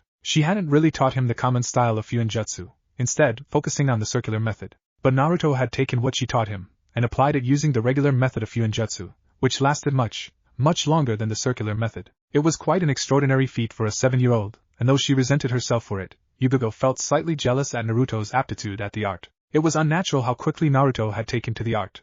Quite like a fish to water. Naruto, all the customers are gone. Take the front stand, me. Tsuchi called, as a woman who had her purple hair tied in a rough ponytail sat down and placed her head in her arms on the counter. Naruto saluted Tsuchi in a joking manner, before going to the front. Can I take your order? Naruto asked politely, feeling slightly nervous. This woman seemed familiar, but he wasn't too sure as he had not seen her face. "Gimme a miso ramen," the woman said. Her voice was slightly muffled because her head was in her arms, but Naruto recognized it, as he started shaking horribly. No, it wasn't her, it couldn't be her. Yugogo looked at him in confusion. She had never seen Naruto in such a traumatized state before, even during the Jensei incident. "I said I want a miso Mitarashi." Anko lifted her head from her arms and lazily looked at the upset boy in front of her. Her eyes widened in surprise, and her jaw dropped slightly. "Naruto," she whispered. Her hands shook slightly. Naruto looked at her face with terror apparent on his face, as he yelped and staggered back, falling onto his backside. But he didn't try to get up again, as his body wouldn't stop shaking. "Stops the pain, hurts it hurts." Memories that Naruto had long buried came rushing forward at the sight of this woman in front of him, things that he had never wanted to remember. She was tossing and turning in her bed, moaning in pain. Her hand was clutching a spot on her neck, near her left shoulder. She was gritting her teeth in pain as her memories consumed her. Her screams of pain had woken him, and he had sleepily gone into her room to see what was wrong. "Ankone, what's wrong?" a 4-year-old Naruto asked as he rubbed his eyes sleepily. "No," she weakly moaned. "Stay away." "Ankone?" Naruto said, confused. Anko was always delighted when he was around, and she had always wanted to be with him as much as possible. Of course, he was a 4-year-old, and would often go off gallivanting alone. "Essie and Ijishu." Snakes came from the darkness, lashing out at him. Naruto cried out in shock and pain. It hurt. Why did Ankone hurt him? She promised. Why so much pain? She promised that she would never hurt him. She promised that she would always love him. Why does it hurt? Why? These were the thoughts going through Naruto's mind as he passed out, dropping to the ground bleeding profusely from his neck. Why? Why? Why was she here? She wasn't allowed to come near him, the Hokage said so. "Naruto!"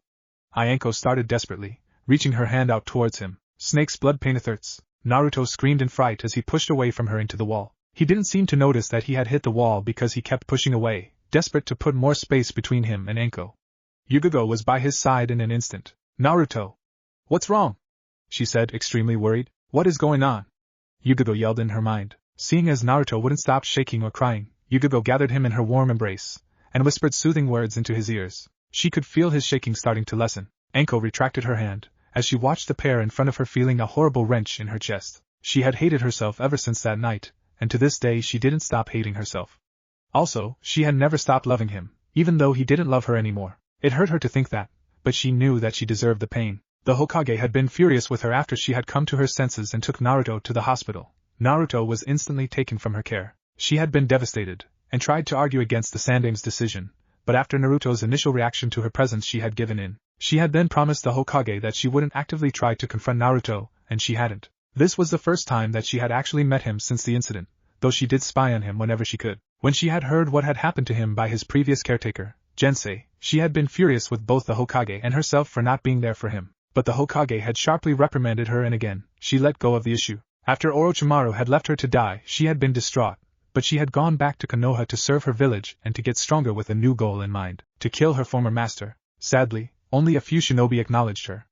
Most of them no doubt associated her with the tainted Orochimaru, though none went so far as to provoke her. When the Kyuubi was sealed into Naruto, she had sympathized with the baby, understanding the scorn that he would no doubt receive from the village. After Naruto's mother had died unexpectedly, she did not know the cause. She had thought of raising him, but decided that she was ill-prepared for raising a child. When he was older, she had caught him being kicked around by a few civilian kids and had decided then and there that she would take him in. The Hokage had understood her reasons and allowed it. And she did care for him. She loved him as if he were her son, as if he were her baby brother. The two were even somewhat alike. She was scorned by many shinobi. Most civilians didn't know of her connection to Orochimaru, and he was scorned by both the shinobi and villagers alike. It had been glorious for the time it had lasted. But she messed it up, and it would likely forever leave a hole in her heart.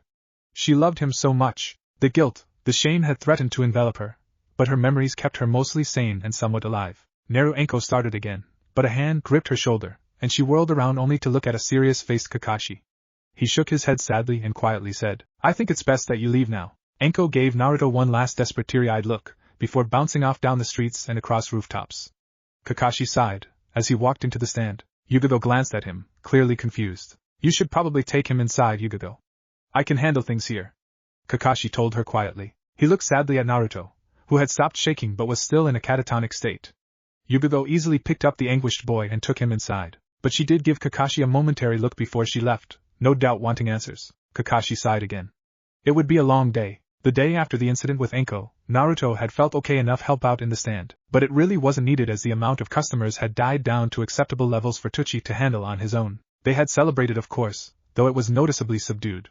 Naruto tried to be as happy as possible, but everyone noticed how strained his grins were. It was obvious that he still remembered. To take his mind off his bad memories, Yugogo started teaching him again, and this time she was much more active in doing so. Previously she would just give him a lesson once a week and would reluctantly leave him to his own devices. He preferred it like that. But now that their relationship and situation had changed, and she couldn't bear to leave him when he was like this. Inwardly, she cursed Midarashi Enko for being unable to control herself, but she did feel sorry for her. Kakashi had explained what happened, how much Enko had truly loved the boy. Yugogo couldn't help but put herself in the same situation as Enko, and she felt lost at even the thought of losing Naruto's trust. Currently, she watched the dozens of Narutos trying to form their chakra to take the shape of a control seal. He had not forgotten his endeavor of forming seals using only his chakra. Together, they had worked on creating a control seal.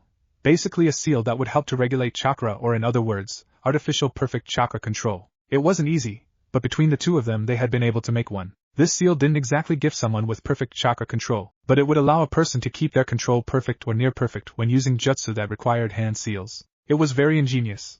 But the seal would only work if the person was able to form it with their own chakra, making it useless otherwise. And seeing as nobody could actually force their chakra into such intricate shapes, though Yugogo did have high hopes for Naruto, not a single person could use it. And speaking of Naruto, he had begun to use his Kage Bunshin training method almost every day, trying to force his chakra into one shape or another. Yugogo told him to focus on simple things first, such as spheres and cubes. Then he could slowly progress onto harder things, like 2D shapes such as circles and squares. And then finally he would move on to lines and angles. However, after watching over 50 Narutos trying to force their chakra into the shape of a sphere, Yugogo decided that he did seem lonely. While Yugogo was glad to spend time with him, she was a kunoichi, and she would have to eventually go back to her duties. And Naruto couldn't spend all his time with Ayame either, as she had school. He needed to make friends of his own age. And to do that, Naruto needed to go to the academy. No matter how much more intelligent or advanced Naruto was than the other kids his own age, he was going to eventually have to work with them. It was better for him to form at least camaraderie with them, if not friendship. So Yugogo approached the topic at night. As they ate dinner in his apartment, Yugogo had all but moved in. She had cooked, but she was nothing special in the kitchen, and Naruto's idea of cooking was cooking ramen. Naruto-kun, do you plan on entering the academy? Yugogo asked offhandedly, trying to appear nonchalant. However, Naruto looked at her suspiciously. No, he said, after swallowing, Jensei had told me that it would be of no use. He may have been the enemy, but it doesn't mean that he was wrong. I'll probably try to become a genin by just taking the exam. Yugogo hummed in agreement. True. But there is a difference between the views of Jensei and the practices of Konoha. Yugogo retorted. What do you mean, Neishan? Naruto asked. In all shinobi villages, teamwork is an important aspect, but Konoha emphasizes teamwork more so than most. You'll be working in teams for most of your shinobi career, Yugogo told him, hoping he would get the message she was trying to convey. She wasn't disappointed. You want me to make friends? Naruto said bluntly, not skipping around the topic. Naruto, you may know the things that are necessary to make you a skilled ninja, but there are other lessons that need to be learned. The academy is a good resource for that. You may not learn anything that you think may be of use to you as a shinobi, but there is more to life than just serving your village. There are other important lessons for you to learn, things that I've learned from my own time there, lessons that I remember to this day. Yugogo explained. Naruto closed his eyes and put his fingers to his chin, in the traditional thinking pose. Okay. He agreed suddenly. Sign me up. Yugogo blinked at his quick decision. She thought that it would have taken more persuading, but she was glad that he came to the decision on his own. She smiled at him. You've made a good decision, Naruto, she thought, as Naruto resumed eating his dinner. For a long time, she had felt as if something had been missing in her life, and now that she had found it, Yugogo felt strangely happy. She knew it. Naruto would be great one day, and as his big sister she would be his pillar. She would support him 100% of the way. Chapter 04. Genin Uzumaki commencing. Naruto opened his front door, curious as to who would be visiting him this late at night. Kaori-chan. The girl named Kaori gazed back at him quite morosely. Naruto, you guys came back. How were the Chunin exams? Naruto asked excitedly. How did you guys do? Kaori didn't reply, and Naruto's excitement died down, understanding that she may not have come by with good news. We didn't make it past the second round, Kaori told him. And Naoto? Where's Naoto-san? Naruto asked the dreaded question. At hearing Naoto's name, Kaori let out a wail and flung herself onto Naruto, desperately clinging on to him. He's gone. He's dead, and it's my fault. Kaori cried out, sinking to her knees while clutching Naruto's orange vest. The older girl buried her face into his stomach, crying into his vest. Naruto didn't comfort her. He's dead? was all that went through Naruto's mind. He felt a deep tremor in his hands, and found that he couldn't stop them from shaking. Naoto, as well as his two teammates, were genin that were 3 years Naruto's senior. Naruto would be graduating this year, and he had hoped to soon take missions with his 3 friends. Naruto had met Naoto during his first year of the academy, when Naoto had been in his last. He had been one of Naruto's few friends for the whole year. Naoto had been different from everyone else. He was kind to everyone, regardless of whom it was. Even as he befriended Naruto and others warned him to stay away, he didn't. Where anyone else might be scorned for befriending Naruto, people just admired Naruto for putting up with the brat. He was just that charismatic. So Naruto considered Naruto to be his best friend. And Naruto had always been Naruto's friend, even after he became a genin alongside his 2 teammates, Kenji and Kaori. He would often regale Naruto stories of his missions over steaming bowls of Ichiraku ramen, and the two would have a grand time. Naruto did eventually become friends with Kaori and Kenji, but it was always Naruto that was the glue that held everything together. And now, he was gone. How did it happen? Naruto asked softly, keeping his voice firm. He needed to know. Kaori didn't immediately reply, still crying into Naruto's stomach. It was a rain Nin. He was trying to kill me, but Naruto jumped in at the last second. Kunai his throat. Kaori barely got out, gasping for breath as her tears soaked both her face and Naruto's clothes. I should have done something. I should have trained more, I should have been more careful. It should have been me. Kaori wailed despairingly. Naruto knew the risk. He didn't have to jump in. He didn't need to take the kunai for his teammate. But he did. Naruto thought to himself. This was the life of a shinobi. The risk, the dangers, the deaths. The two grieved for their lost friend well into the night. The Jounin gathered had been contemplating their future genin teams that had been assigned to them when Hatake Kakashi had spoken up. Hokage-sama, you said that I'd be getting Uchiha Sasuke regardless of what I wished, correct? Kakashi asked. The Hokage nodded in affirmation. There are several other Jounin that could have been assigned to him, members of his own family in fact. But the fact lies that you are the most skilled person in this village with the Sharingan. Uchiha Sasuke is indeed a genius, and the council believes that no Uchiha still alive has enough skill or experience to train him to his full potential. The Hokage explained. Then, I'd like to propose a trade. Kakashi said. The other Jounin murmured slightly, but Kakashi didn't react at all. The Hokage looked at Kakashi for a few seconds as if waiting for an unspoken message before speaking up. And just whom do you intend to trade? The Hokage asked, but just by looking at Kakashi he already knew who it was going to be and why, and really, the Hokage already approved the idea. But appearances had to be kept up. If possible, I'd like to trade Uzumaki Naruto for Uchiha Shinji. Kakashi said. Some of the Jounin looked at him surprised, and some, the Hokage was irritated to notice, with understanding. They understood nothing. What do the rest of you think? The Hokage addressed the rest of the Jounin.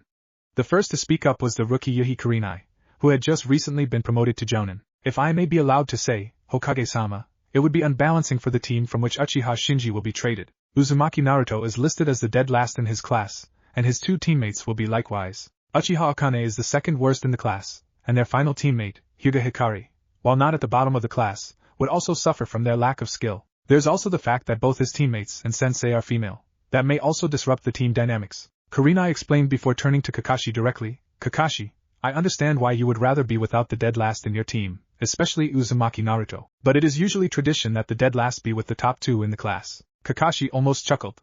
Almost. Our rookies. I love them so much. So inexperienced, so foolish. Kakashi thought. Then he retorted. Uchiha Akane is Uchiha Shinji's sister.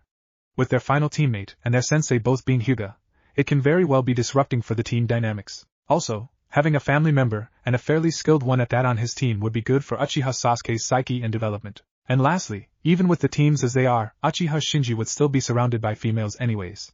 Anyway, that really shouldn't have anything to with team configuration, Kakashi replied, his tone of voice never changing from bored. This time, it wasn't Kurenai that replied, but the Hokage's son, Asuma. I would say that Kurenai is right about it being unfair for Team 9. But there's really nothing that can be done, is there? Asuma chuckled. Elite Jounin get what they want. Kakashi smiled. Asuma told it like it was, and he was right. Kakashi was hailed to be the best Jounin in the entire village, followed closely by Mato Gai. Asuma was also a good Jounin, a veteran Jounin in fact, although nowhere near Kakashi's level, and so he knew things that the pretty-eyed Kurenai wouldn't. The Hokage wouldn't refuse him, especially when the Hokage knew the true reason of why Kakashi specifically wanted Uchiha Shinji, or rather, why Kakashi wanted Naruto to go to the team that had 2 Hyuga in it. The main reason was basically because Naruto had successfully, after years and years of training, been able to form his chakra into the shape of seals. There were no shortcuts, no tricks. It was just many years of Kage Bunshin-style training and a lot of hard work. Of course, Naruto had still only just been able to do it. It would take a lot of work before he became a master at it. But the point was that Naruto could exert chakra from his hands in the shape of fuinjutsu seals. The obvious next step for Naruto would be to move on to learning ninjutsu, and have his fuinjutsu technique be the supplementary power to it. With this power, Naruto could very easily become one of the, if not the, best ninjutsu users to ever have lived. Kakashi could already think of many possibilities of using ninjutsu with Naruto's fuinjutsu technique, like using wind seals with the fire jutsu, or absorbing elemental ninjutsu techniques. And with Kakashi's help and knowledge of thousands of different jutsu, Naruto would probably be one of the best genin in the entire shinobi world. But Kakashi had already though beyond that. There was no doubt that if Kakashi taught Naruto personally to be a ninjutsu user, Naruto would definitely be able to become Hokage. As if there was anything else the blonde would become, and live and die successfully, making quite a splash on the world. But there was another route. One that Kakashi hoped would shake the very foundations of Konoha, of Fire Country, of the shinobi world. And for that to happen, Kakashi would have to wait before he could get his hands on the aspiring genin. There was just one skill that Naruto needed to be taught, and Kakashi wasn't the person that could teach it to him. Very well. Iruka, please change the teams accordingly. The Hokage told the academy instructor, who had been watching the proceedings quietly. Yes, Hokage-sama. Iruka replied quietly, if there are no other changes, may I be excused? The Hokage nodded his assent, and the Chunin disappeared in a whirl of leaves. He then turned to Kakashi. Kakashi, I suppose you'll want to talk to the sensei of Team 9? The Hokage asked, already knowing the answer. I suppose I should, seeing as I dumped the dead last onto her team while taking her best student onto my own. Kakashi replied nonchalantly. The other Jounin watched the exchange between the leader of the village and elite Jounin silently. She couldn't be at this meeting due to familial reasons, but her name is Hyuga Aoi. I'll leave it to you to inform her of your reasoning behind the trade, the Hokage told him, before addressing the gathered Jounin as a collective. Normally, there would only be 3 teams per class allowed to become genin apprentices. However, it has been quite a while since there has been such a promising group of shinobi that the council has allowed for 1 extra team to also pass into jounin apprenticeship. It is up to you as jounin to decide whether the team you receive will be capable. Don't go easy on them. They are our future. One of those numbers may very well be our Hokage, and we cannot afford for them to be insufficient. Judge them harsh, and train them well. Dismissed. Team 7 will consist of Haruno Sakura, a pink-haired girl straightened up, crossing her fingers and whispering something to herself non-stop. Uchiha Sasuke, YETA, the pink-haired girl exclaimed, as a dark-haired boy slammed his head onto the desk in front of him, and Uchiha Shinji. Your sensei is Hatake Kakashi. Iruka informed the class. The boy named Sasuke, whose forehead was now slightly red, looked round at another dark-haired boy who was obviously Uchiha Shinji, grinning slightly. Shinji smiled back at Sasuke, giving him a wave. Sasuke let out a deep sigh of relief. I thought I was a goner. At least Shinji is good company. Sasuke thought to himself. Shinji was also a good ninja, not quite at Sasuke's level, but he'd be a good sparring partner. Team 8 will consist of Aburame Shino. Nobody in the room reacted. Hyuga Hinata, a rather timid-looking girl, looked up at her name, quietly acknowledging her fate, and Inuzuka Kiba. And Akamaru. A feral-looking boy piped up, your sensei is Yuhi Kurinai. Iruka continued, despite the interruptions. Team 9 will consist of Hyuga Hikari. A pale-eyed girl furrowed her brows slightly. Uchiha Akane. Hyuga Hikari looked to the dark-haired girl sitting beside her, smiling at her friend, and Iruka paused, looking to the back of the room. Uzumaki Naruto. YOSH. Rang a voice from the back. Head upon head turned to the back of the room, as many people in the class exclaimed, EH. Naruto passed. Naruto looked back at them irritably, but Iruka gathered everyone's attention again. Your sensei is Hyuga Aoi. Team 10 will consist of Akimichi Chuji, Nara Shikamaru, and Yamanaka Ino. Your sensei is Sarutobi Asuma. Ah man! Rang the voice of a blonde-haired girl who could only be Yamanaka Ino. I can't believe I'm stuck with these 2 losers. The boy sitting beside her grumbled at being called a loser, but didn't say anything back to her. And the last boy just kept eating his chips. Your senseis will be here to pick you up in an hour. I suggest you take the time to have a lunch with your teams. And lastly, Iruka paused, looking from one side of the room to the other. Do me proud as shinobi. I'm happy to say that I'm glad that I met each and every single one of you. Yes, Naruto, even you. Iruka said, smiling at them. Naruto pouted at being singled out, but smiled nonetheless. Despite being somewhat stiff to him early on in the year, Iruka had warmed up to Naruto since, and their relationship was now close enough that Naruto considered his sensei to be a good friend, and all the ramen that Iruka had treated him to didn't have too much to do with it. Really, outside, Naruto wandered around lost in his thoughts. He had been so excited this morning that he had forgotten his lunch, and now he regretted it. But regardless of that, he had finally made genin, and for some reason, he didn't feel as proud as he thought he would have been. Of course, Naruto could have made genin back when he was 6 years old, so it wasn't exactly hard. Maybe that was why he didn't feel like it was such a good accomplishment. Of course, he was still very happy, but Naruto thought that he was still at a high from the euphoria of finally accomplishing his goal for many years: seals made from chakra. He called it the Fuenheim technique, or the Seal Princess technique. It had been a harrowing task. Even with the Kagebunshin chakra memory feedback training style, Naruto had just barely been able to do it. The biggest problem was that he was trying to force the chakra into a particular shape. Chakra control had no effect on it. However, since chakra was normally very fluid-like, it would very easily lose its shape, and it was practically impossible to just harden chakra outside of the body inside out. There was also the problem that hardened chakra was completely useless for using jutsu, unless you were planning to cut someone up with it. After about a year of trying to force his chakra into different shapes, Naruto had been forced to look at it a different way. How he would go about it though, he had no idea. And then, of course, ramen gave him the answer. He had stopped by Ichiraku Ramen one day, and had some ramen to go, the Ichiraku trademarks that Yugogo had come up with. It was basically ramen in a container that could be taken along instead of eating it in the stand. And Naruto received his answer from that. Instead of hardening chakra from the inside out, he had to create a hardened shell and store the fluid-like chakra inside, as if it were a container. The thin layer of hardened chakra would contain the regular chakra inside, and the chakra wouldn't lose its jutsu casting capacity nor would it fall out of place. And of course, the most important part was that it would form the shape of seals. Once Naruto had realized this, he also realized how seemingly impossible it would be to solidify his chakra into a thin container in the shape of a seal. Unlike his previous attempt, it did have a semblance of chakra control. And therein lay the problem. Having to make a single seal in this method was already a big problem. But even making a single seal wouldn't really allow him to make any others with ease automatically. There were hundreds upon hundreds of Fuinjutsu seals that came in all sorts of sizes and shapes. Perhaps for the circular method there were less seals readily produced as it was very versatile, but he would still have to be able to single-handedly have to learn to form each seal. That would take him longer than he would probably live, even if he did manage to live to an old age like the Sandaime had. So he cheated. Putting their minds together, Naruto and Yugogo designed a chakra control seal which would regulate Naruto's chakra enough that should he ever form this seal while using any jutsu, his chakra would be perfectly controllable and be used at maximum efficiency per output without any waste. Or in other words, artificial perfect chakra control. As long as he first formed this seal in any sequence, Naruto would be able to form any others with much more ease, not to mention the fact that he would be able to perform any jutsu flawlessly. Despite the fact that he had to always start with a control seal, Naruto was very happy with the results of his training even though his regular ninja training suffered for it. But he thought that it was well worth it. Besides, now that he was able to use Fuenheim, he would be a better ninja than he most likely ever would be had he hadn't tried to create the technique. And there was the fact that Yugogo would be so proud. He felt that making Yugogo proud was enough reason for him to do it. Naruto looked up at the sound of his name. Grinning at him was his new teammate, Uchiha Akane. Behind her was his other teammate, Hyuga Hikari, who regarded him stoically. What is it? Naruto asked, curious at what they wanted. We thought that since we're going to be teammates, we should have lunch together, Akane said cheerfully. Naruto cheered up even more. Oh, okay. Let's go have some, but Naruto suddenly remembered he didn't have any lunch. Ah, crap. I was in such a rush this morning that I didn't make any lunch. He rubbed the back of his head sheepishly. Akane's grin faltered slightly, but it picked up once more. Don't worry about it. My aunt made more than I can eat alone, so you can share with me. Us dead lasts gotta stick together, Akane said, elbowing Naruto's side in good humor. Naruto would have resented the fact that she called him a dead last if it weren't for the fact that he actually was the dead last. After all, he couldn't expect anything else if he only barely went to class even once a week. Doesn't your mom make you lunch? Hikari asked, finally speaking. Naruto looked at her, but she didn't react in any way. I'm an orphan, Naruto informed her, and neither of them reacted.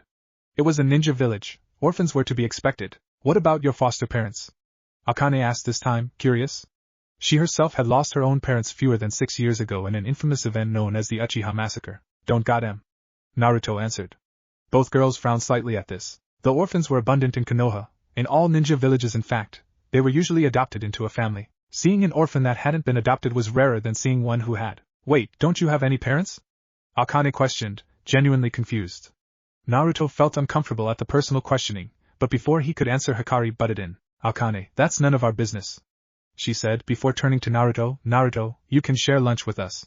Will you be coming? Sure, let's go, Naruto said, feeling happy that his teammates at least made the effort to be nice to him. Even now he didn't have many friends in the academy, and he didn't have any friends in his specific class. The majority of the class thought of and treated him as an idiot and a dead last, but he seemed to have lucked out with these teammates. As the trio made to leave, a figure blurred in front of them. All of them tensed at the speed this person seemed to possess, which was much greater than any of them could even think of achieving at the moment, and they only slightly relaxed when they realized that it was a Konoha shinobi. To be more specific, it was a kunoichi Anbu, wearing a cat mask which did nothing to block the flowing violet hair from beautifully cascading out from around her. Naruto relaxed, realizing who it was, and his attention was drawn away to the box she was carrying in her hands. Yo!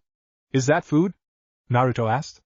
Akane and Hikari blinked at the familiarity that Naruto showed with the kunoichi Anbu. The Anbu chuckled and pulled off her mask, revealing her stunning face to the world.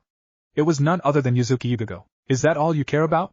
There's no, oh I'm glad to see you're back from your mission safe and sound, or even a hug for your Nei-chan whom you haven't seen for a whole week, Yugogo said, pouting as she attached her mask to her belt.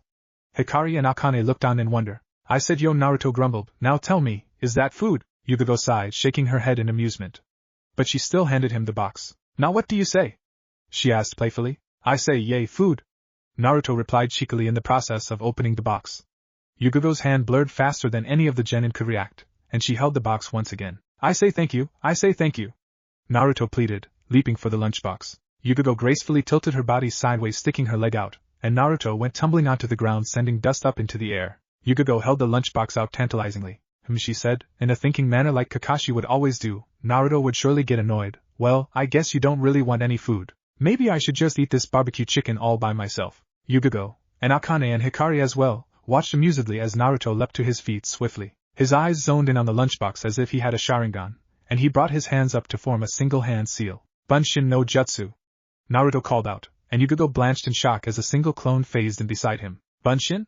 That means dash, but Yugogo couldn't finish her thought as Naruto's clone jumped at her. Her shock cost her as the clone suddenly gained a body, and the real Naruto that had stayed back shimmered slightly as if it was the clone. The clone turned. Naruto grabbed the lunchbox from her outstretched hand and spun, protecting it with his body lest Yugogo tried to snatch it back, and he knew that she could. He chucked the lunchbox back at the other Naruto, who suddenly gained a body as he caught it, and the Naruto that had grabbed the lunchbox faded out of existence, as it were a clone all along. But Yugogo didn't do anything but gaze at him with surprise. Naruto had been able to do Bunshin no Jutsu since he was just 7 years old. He had even managed to learn the exclusive Kawarimi variant of the technique which had been taught to him by the intruder, Jensei Mashanis. However, as he got older, he found it harder and harder to be able to do the technique until it got to the point that he couldn't make a decent Bunshin at all, let alone a Kawarimi Bunshin. He hadn't known what was happening, but Kakashi explained to him that it was to be expected because his chakra was growing faster than his control of it. Naruto could have attempted to practice control, but that would mean constant and endless training in chakra control, so Naruto didn't make any attempt to learn chakra control exercises. For him to have used that technique meant that he had finally finished his technique. Meanwhile, Akane looked on in wonderment as the supposed dead last had managed to steal something from an Anbu who was apparently his big sister. Hikari's eyebrows were furrowed in confusion, but it was for a different reason. Unlike Akane and Naruto, she wasn't at the bottom of the class.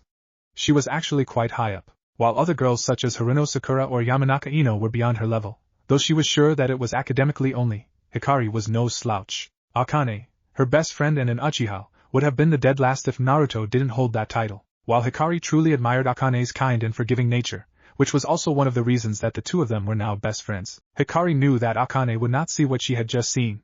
When Naruto jumped to grab the lunchbox, Hikari was sure that it was the clone that had jumped. There was no dust scattered when he jumped, there was no noise of his sandals on the ground, typical signs of the Bunshin no Jutsu. But the clone was suddenly real as it grabbed the lunchbox, and the real Naruto wasn't real anymore. And then it turned real once more while the clone that grabbed the lunchbox had faded away like a regular clone would. What in the world was that? Hikari's thoughts were interrupted when Yugogo slowly spoke up. Naruto, that was the Bunshin no Jutsu. Yugogo stated the obvious, to which Naruto nodded, grinning. You just did the Bunshin no Jutsu, which means, yup. Naruto answered the unasked question. His grin didn't leave his face, even as Yugogo shot at him. Hikari and Akane watched silently as Yugogo enveloped him in a tight hug. When? Yugogo asked. A day after you left, was Naruto's simple reply. Then I guess you're a genin now. Yugogo chuckled, as she released him. Naruto put his hands behind his head. One of them was still holding the lunchbox. Yeah, it's great, Naruto told her, grinning sheepishly. Yugogo grabbed his chin and placed a moist kiss on his whiskered cheek, and whispered to him, I'm so proud of you, Uzumaki Naruto. Naruto blushed at the praise and the kiss. Akane and Hikari grinned and smiled respectively at the touching scene. Kami, embarrass me in front of my teammates, why don't you? Naruto said in good humor. Eh? Teammates? Yugogo asked, looking over at Akane and Hikari in confusion, at which both shifted around at the thought of an Anbu Kunoichi paying close attention to them. She looked back at Naruto, decidedly confused. Naruto, weren't you the dead last at the academy? Yugogo asked. Naruto grumbled at her question. Yeah, but you don't have to be so blunt about it. Yugogo ignored his discomfort. And who were the top 2 students? She asked. That bastard, Uchiha Sasuke, and his idiot fangirl, Harino Sakura. Of all the people, it had to be those 2 losers. Naruto answered sourly, at which Akane punched his arm. Don't call my cousin a bastard. He's just a little socially stupid. Akane said, scowling. Socially inept. Hikari corrected her. Yugogo rubbed her chin in thought. I see. She looked back at Naruto's teammates, and bowed after saying, I apologize for my rudeness. My name is Yuzuki Yugogo. It is a pleasure to meet you. I'm Uchiha Akane. It's so cool to meet such a successful kunoichi. What's name do you like? How did you get there, and how exactly are you? Hikari interrupted Akane's endless verbal diatribe. My name is Hyuga Hikari. It's a pleasure to meet you as well, Yugogo-san. Hikari said, bowing back at Yugogo. Well, as much as I'd like to spend more time with all of you, I'm afraid that I have other business to take care of. Perhaps I can answer your questions another day, Akane-chan. Yugogo said, smiling at the girls. Yeah, that'd be awesome. Akane said cheerfully. I look forward to it. Yugogo said, well, take care, Akane-chan, Hikari-chan. And please watch after this little idiot. Yugogo formed a hand seal and disappeared in a flurry of dust and leaves, having used the Shunshin no Jutsu. Will do! Akane yelled after her, looking at the direction that she went off in with starstruck eyes. Wow, Yugogo-san. So cool. Well, let's go eat lunch. Naruto said excitedly, but just then, a bell went off in the academy. It was time to meet their sensei. Oh no! No! Naruto cried out in anguish, clutching his precious barbecue chicken to himself. Hikari chuckled, showing her amusement for the first time. It's okay, Naruto, she said, putting her hand on his shoulder. We can eat later with our sensei. You'll be surprised at how easygoing she is. Yeah, Aoi is super cool. Akane said, I just know you'll be so surprised when you meet her. Team 2, Team 6, Team 4. Naruto watched as the newly appointed genin followed their newly appointed senseis out. Team 10. Come here. A bearded man called out. As Shikamaru, Chuji, and Ino went over to their sensei, Naruto regarded the jounin. He seemed vaguely familiar, but Naruto couldn't recall where from. What's up, Naruto? Akane asked. Oh, I was just trying to remember where I've seen that guy before. Naruto answered. The jounin, who had yet to leave the room, felt Naruto's gaze and looked back at him. Naruto noticed that the jounin's gaze hardened when looking at him, so he averted his own. You'd think after being so long in this village, people would stop looking at me like that. Naruto thought to himself sadly. That's Sarutobi Asuma. He's the son of the Hokage. Hikari answered. Naruto suddenly remembered. He had seen him in a photo on the Hokage's desk. Team 8. Come here please. Naruto's eyes went straight to the origin of the pleasant voice. The sensei of Team 8 was certainly a beauty. Naruto thought back to the morning, trying to recall her name. What with everything that had happened since then, it was a bit hard. Yuhi Kurenai? Naruto thought to himself. Naruto watched as Team 8 went over to their beautiful sensei.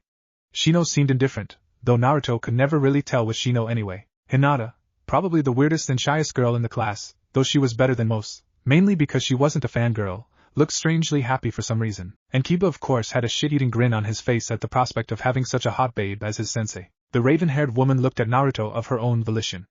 Naruto looked back, not knowing what to think, but soon enough, even her gaze gained that quality, the one that judged him unworthy. However, a loud voice interrupted their staring contest, as Kurenai blinked. Alright. Where's Team 9? Naruto looked to the source of that voice. His to-be sensei had the same Hyuga eyes as every other Hyuga, but that was where the similarities ended. She was definitely beautiful. Her skin tone was fairly darker than most Hyuga had, but it was still slightly paler than Naruto's. She looked almost like an older Hinata. However, what really stood out about her was her hair. It was extremely long, reaching all the way to her calves. But the uniqueness came in the fact that it was braided. Her clothing was untypical for a Hyuga as well. She wore a tank top and long shorts on top of fishnet on top of black spandex, which covered the whole body from neck to ankle. The only parts that were bare were her forearms, face, and feet. And like Hikari, and unlike Hinata, her hitai was tied around her forehead. Needless to say, it was extremely unorthodox, not just for a Hyuga, but for a kunoichi as well. Hikari, Akane, and Naruto walked over to their new sensei, who looked over at them.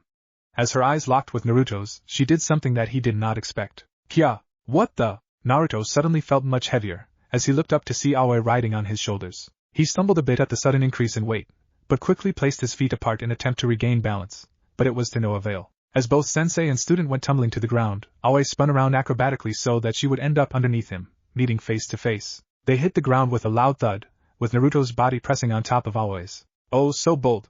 Please, Naruto-sama, take me. Aoi gasped out in a luscious voice. Eh? Was Naruto's only reply. The people remaining in the room watched the two in shock. Well, Akane said weakly, recovering from her shock. I told you she'd surprise you. Hikari's face met palm. Okay, well I know you too, Aoi said, indicating Akane and Hikari, and Naruto-sama, I know you too. You two know me, but Naruto-sama should too know me, so let's let both of us twos introduce ourselves, so we can know everybody. Naruto looked up at her. She was still riding on his shoulders. She had insisted that he carry her around and wouldn't remove herself from that position. Hikari, you start. Names, likes, dislikes, goals, dreams? Aoi ordered the girl. The girl in question sighed, but obeyed. My name is Hyuga Hikari, 12 years old. I like flowers and spending time with my friends. I also tolerate Aoi. Hikari started, at which Aoi pouted in indignation. I dislike people who discriminate others because they believe themselves to be better. I don't have any particular goals for the future, but my dream is to be with my friends. As Hikari presented herself, Naruto took the time to observe her. Like every Hyuga, Hikari had the milky white eyes that were their trademark Dijutsu, the Byakugan. Her dark brown hair was long, reaching to the middle of her back, but was cut short at the front, bangs resting on her hataite, which was tied around her forehead. She wore pale white clothing as was the norm for most Hyugas. She also had a quiet air of confidence, but there was nothing that really identified her apart from the rest of the clan, except for a pink hair clip that stood out. Akane, you next, the girl in question grinned. Yo, my name is Uchiha Akane. I like Hikari-chan, Aoi, Hinata-chan, Hanabi-chan, my brother Shinji, my aunt Makoto, my cousin Sasuke-kun, the legendary Tsunade-sama, Hokage-sama, the guy who brings us milk bottles every day. What was his name? The girl who Akane listed off in rapid fire. But one of Aoi's braids suddenly reached out and whipped her head. Oh. Okay. I dislike people who put others down for their own pleasure, and my goal is to unlock my Sharingan and to show everyone that I can also become an awesome kunoichi. Akane had jet black eyes and hair like most Uchiha did, but her hair was cropped and only reached down to her shoulders. She wore a dark half-sleeve shirt and off-white long shorts. Her shirt had the Uchiha clan symbol on the back. Naruto thought that her clothing was almost an imitation of Sasuke's, though he had to admit that Akane was much more pleasant to look at. Alright, I'll go next. Aoi said exuberantly, my name is Hyuga Aoi. My likes? Well, I love Naruto-sama, and I like envisioning what our kids would look like. Naruto didn't know how to react. I dislike the rule that stops senseis from betting their students. My goal for the future is to christen Naruto-sama's Chunin vest, and my dream for the future is to marry and give Naruto-sama as many kids as he wants. Aoi exclaimed, grinning perversely. Okay, now the best for last. Go ahead, Naruto-sama. Aoi exclaimed. My name is Uzumaki Naruto. I'm 12 years old, and the things I like my friends and the people I consider to be my family, and my favorite food is ramen, and my favorite color is orange. Naruto proclaimed. Aoi rubbed her chin in thought. Orange? Naruto definitely did love orange, and his clothing reflected that. Both his vest and shorts were orange, and he wore a blue t-shirt underneath his vest, and blue sandals. He had previously swapped out the regular cloth on his hataite for a longer blue one that reached out all the way to his shoulders. I dislike people that discriminate against others for no reason, and the time I have to wait for ramen to cook. My goal for the future is to save as many friends as I can, and he said, remembering Naoto, and then he grinned. My dream is to one day become a fine ninja of this village, to become Hokage. Then my new goal is to christen Naruto-sama's Hokage robes. Aoi piped up immediately. Aoi, how about being serious and telling us what we're supposed to do next now that we're genin? Hikari spoke up. Kami, what a killjoy. But at the look on Hikari's face, Aoi complied. She flipped off of Naruto's shoulders, finally, and turned to face all three genin. Fine. Aoi's voice took on a serious tone. The genin title that you hold currently is a fake. All three 12-year-olds looked at her in surprise. Aoi smirked in understanding. Yeah, that's right. You three are currently genin by Academy standards, but the Academy standards comply with what the non-shinobi civilians consider to be ninja, and that's all due to the politics between shinobi and non-shinobi citizens. To truly be a ninja by the standard of being a hidden village, there's another test you have to pass, given to you by your Jounin sensei. Only then will you be truly considered a genin of Konoha. Aoi explained. What's this other test? Akane asked, oddly quiet. It varies from Jounin sensei to Jounin sensei, but it's always a combat test. I'm going to tell you three straight up. You have to prove that you have what it takes to work together as a team. Other Jounin will probably try to let their genin figure this out by themselves, but I want to go the direct route. But don't think I'm taking it easy on you. Since when do you ever take it easy on us? Hikari asked, amused. Aoi ignored her comment. The other Jounin won't interfere with their genin, just to see if they will come together on their own. Instead, I'm going to actively try to prevent you from working together. I'll be trying to split you up. It'll be harder on you three than most teams. So you're giving us the hardest test? Akane asked, looking subdued, which was a far outcry from her usually outgoing, happy-go-lucky behavior. Well, your test will be harder than most. But be glad you didn't get Hatake Kakashi as your sensei. His test is always the hardest, and he hasn't passed even a single team yet. Aoi said. What about you, Aoi-sensei? Naruto asked. How many teams have you passed? Actually, you three are my first team. And I really hope you pass. Aoi answered, winking sexily at Naruto. Naruto gulped. Anyway, out of all the graduating classes, each class will only have 3 teams that will pass. Except for your class. Your class gets 4 teams that graduate. To tell you the truth, the exception was made because your class shows the most promising shinobi that Konoha has seen in quite a while. Aoi further explained. So, I think I've given you enough information. Your combat test starts tomorrow at 0900 hours. Be at Training Ground 9. Make sure to eat a good breakfast, and be prepared, you'll need to be ready against me. Aoi informed them. Now, you 3 are officially dismissed. Unofficially, however, Aoi grinned, and jumped on Naruto's back, her arms encircling his chest and her cheek resting against his. Naruto fumbled slightly at the movement, but he was more prepared this time. His arms instinctively caught her legs, and the result was Naruto giving a piggyback to a woman twice his size. Take me home, Naruto-sama. Take me home and have your way with me. Akane suddenly clenched her fist in front of her. I won't lose to you, Naruto. Let's race. Hikari, get on. Hikari sighed yet again, but amazingly clambered onto the slightly larger Akane's back. Come on, Naruto-sama. Don't lose to these undeveloped little girls. Aoi yelled out. Oh, it's so on. Akane shouted back. Naruto looked at his new team in amazement. He hadn't been sure exactly what he was looking for in a team. To be truthful, he wasn't looking forward to being in a team at all. Even though he was barely ever in class, nobody had approached him anyway. He didn't have any friends in the whole graduating year, let alone his own class. But his team wasn't like anything he expected. His sensei was, or pretended to be, completely and madly in love with him, and her life's dream was to bed him. One of his teammates was a fellow deadlass that was so outgoing that she seemed to like everyone she met, regardless of them being complete strangers. And his last teammate was the voice of reason in the team, one that could control even their sensei.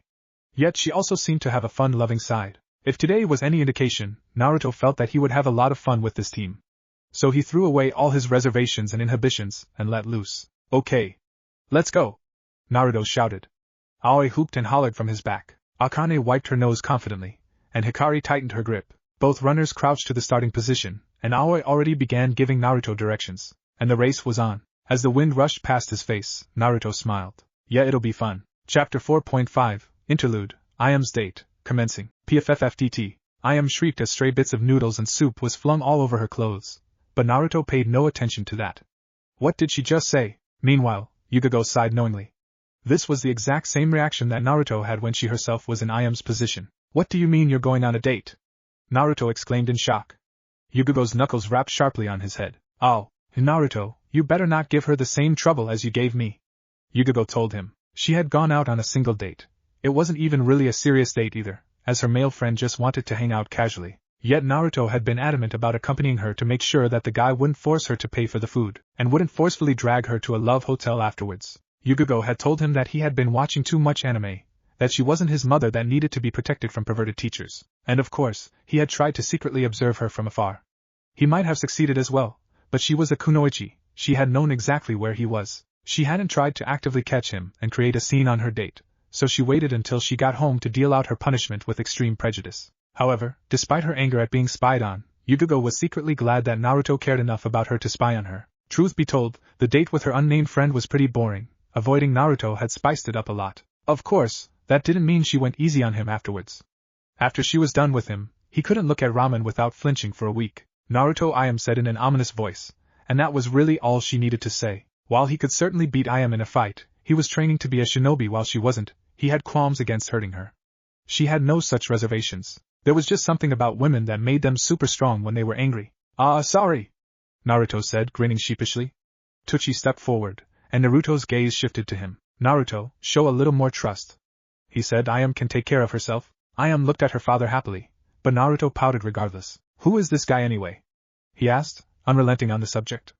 Iam spoke up immediately. His name is Kunio. He's blonde and gorgeous. She informed the occupants of Ichiraku, going starry-eyed. I'm blonde, Naruto said sullenly, and Yugago poked his cheek. You're her little brother, she said. So? Naruto stood his ground, but Yugago smirked nastily. Well, there are some things that a girl needs that her brother is unable to provide, she said, winking at Iam. Both Iam and Naruto blushed at the innuendo, and Naruto reacted screamingly. You've been hanging around with Kakashi, haven't you? He accused her, at which Yugago's sweat dropped. It was one of Naruto's favorite pastimes, blaming things on Kakashi, and basically insinuating that he was a pervert. Of course, Naruto always did it jokingly and Kakashi always took it in stride. Naruto, if you ruin this for me you'll live to regret it. Ayam spoke in a tone that did not bode well for the blonde. The blonde laughed nervously. Don't worry Ayam. Yugogo spoke firmly. I'm sure that he won't be spying on you, right, Naruto? Naruto didn't speak, but he waved his hands to convey that he wouldn't. It was apparently enough for Ayam, as she jumped on it. Okay, I'm going to hold you to that, Naruto. And I'll let you off for ruining my clothes this time, all in good faith. Ayam said anyway, I'm going to go change. Kunio-kun will be here soon. As Ayam was walking away to get ready for her date, Naruto regarded her with a sad smile and a sigh. Then, to his surprise, Yugogo's arms encircled him from behind. What Ash? Oh Naruto. It's hard, isn't it? Yugogo said, you've known her for most of your life, and she's always been there for you. But don't you think that now Ayam needs you to be there for her? They were silent for a moment. The only sounds were that of the boiling broth in the background and the light murmurs of the outside crowd wandering about. Naruto felt comforted in the arms of Yugogo, but he still didn't like the idea that Ayam was moving on. She had been one of the biggest constants in his life. Yeah, I guess you're right. But I don't want her to get hurt. Who knows what this guy is really like? Naruto spoke up with an anguished look. It was Tsuchi who replied, Naruto, you don't need to spy on Ayam and her date to determine what this boy is like. She's 15 years old. She's going to have to take care of herself. You have to trust that she knows what she's doing. Tsuchi said knowingly. But how can you be so calm about this, Tsuchiya-kun? She's your daughter. Naruto exclaimed. He had no idea how Tsuchi could even stand the idea of Ayam dating someone. I knew that it would eventually come. I'm just glad that she's dating someone with my blessing rather than going behind my back. Tsuchi answered nonchalantly. Naruto didn't know what to say to that, but an interruption came in the form of Ayam. How do I look? Kya? Naruto winced at the high-pitched scream so close to his ear and he looked at Yugogo incredulously. He still wasn't used to the fact that Yugogo could be so girly. Let me look at you. You look so beautiful, Yugogo said excitedly, holding Ayam out at arm's length. Ayam blushed prettily. Really? You think he'll like it? I thought that it was too simple but Naruto stared in awe at what Ayam was wearing. It was a purple-colored kimono with elaborate golden swirls decorating it, and her hair was rolled up into a bun, with a golden-colored comb sticking out. Her sandals were also golden-colored, completing the ensemble. Naruto recognized it immediately. It was the present that he had gotten for Ayam for their recently shared birthday. She looks beautiful. Ayam's gaze caught his, and she smiled at him. Well, Naruto? She asked. Naruto regrouped, and crossed his arms in front of him in the shape of a giant X. Ugly. Are you sure you want to go on a date looking like THMMPH? To which Yugogo slammed her fist into the top of his head, sending his face into the bowl of ramen sitting innocently on the counter in front of him. Ignore him, Yugogo said, smiling sweetly. He's just being stubborn. Ayam frowned at Naruto, but her gaze shifted to someone behind him and her face suddenly brightened. Kunio-kun. Naruto abruptly spun around to look at the boy who had dared ask out his big sister. Yo, Ayam Michin. The spiky-haired blonde said enthusiastically. Ready to go. Naruto stared at him wide-eyed with a shaky finger outstretched. Bye Bishonen. Yugogo's hand suddenly covered his mouth, preventing him from saying something that was probably stupid enough to get him beat up later. But she too looked at the blonde-haired pretty boy with scrutiny. There was something off about him. He didn't come off as a threatening person, but if she didn't know any better, she would have guessed that he was under the Henj no Jutsu. But he didn't seem to have enough chakra to be able to form and hold the transformation technique. He could only have been a civilian. In the end, she squashed down her unease as just feelings of protectiveness. Ayam was practically her little sister, after all. Ayam giggled in response. Yes, of course. Let's go, she said, going over to him and latching onto his arm, smiling all the way. Kunio and Ayam made to leave, but Tsuchi's voice interrupted their progress. Have her home by 9. Tsuchi said gruffly, not amused by Kunio's rudeness. Ayam immediately rebuked her curfew. 9. That's way too early. Come on, Tusan, at least let us stay out till 11. She argued, but Kunio jumped in. No, Ayam Michin, I can't stay out that long. I have to be in bed by 10. Kunio interrupted. Naruto stared at him in disbelief. He's like a 5-year-old, he thought, but Ayam giggled anyway. Oh, Kunio-kun, you're so funny, she said before turning back to her father. Okay, come on, Dad, at least give us till 10. Fine. But you better be in the house by 10. Not a minute later, Tsuchi said warningly. Naruto nodded his agreement, not noticing how stupid he looked with ramen dripping down his face and noodles hanging from his nose and ears. And no kissing, Naruto added tersely. Ayam glared at him, but Kunio replied before she could do anything. Kunio pouted, but he saluted Naruto anyway. Okay, anything you say, boss. Okay. Let's go. Ayam said, pulling Kunio away from Naruto. By everyone. The 3 remaining people watched them walk away into the distance, before turning back to each other in silence. Naruto wasn't sure what to think, while Yugogo watched him with sympathy. Tuchi's face was oddly blank. After a long moment of silence, Yugogo finally spoke up. I'd best be going. Thank you for the meal, Tuchi-san. And you, Naruto, Yugogo barked sharply, jabbing him softly in the chest with her index finger. You'd better not be following her or else. Don't worry, Yugogo-san, I'll keep an eye on him. Tuchi said. Yugogo looked at him gratefully. Thank you. Later. And with that, Yugogo disappeared in a puff of smoke, leaving coins rattling on the counter for Tuchi to collect. As soon as she was gone, Tuchi spoke up. Naruto was all he said, as he peered at the blonde, who was wiping his face and hair. And Naruto replied knowingly, I'm on it. As Naruto left the ramen stand to go spy on Iam's date, Tuchi nodded to himself, eyes closed with assurance. I can count on Naruto. Nobody's good enough for my daughter. What the hell is wrong with this guy? Naruto whispered heatedly to himself, as he observed Kunio and Iam from the foliage. They had gone to an outdoor restaurant, where Kunio had ordered a kid's meal. Even Naruto didn't eat kids' meals. He really is acting like a 5-year-old. Naruto said, making sure not to raise his voice too loud, this is messed up.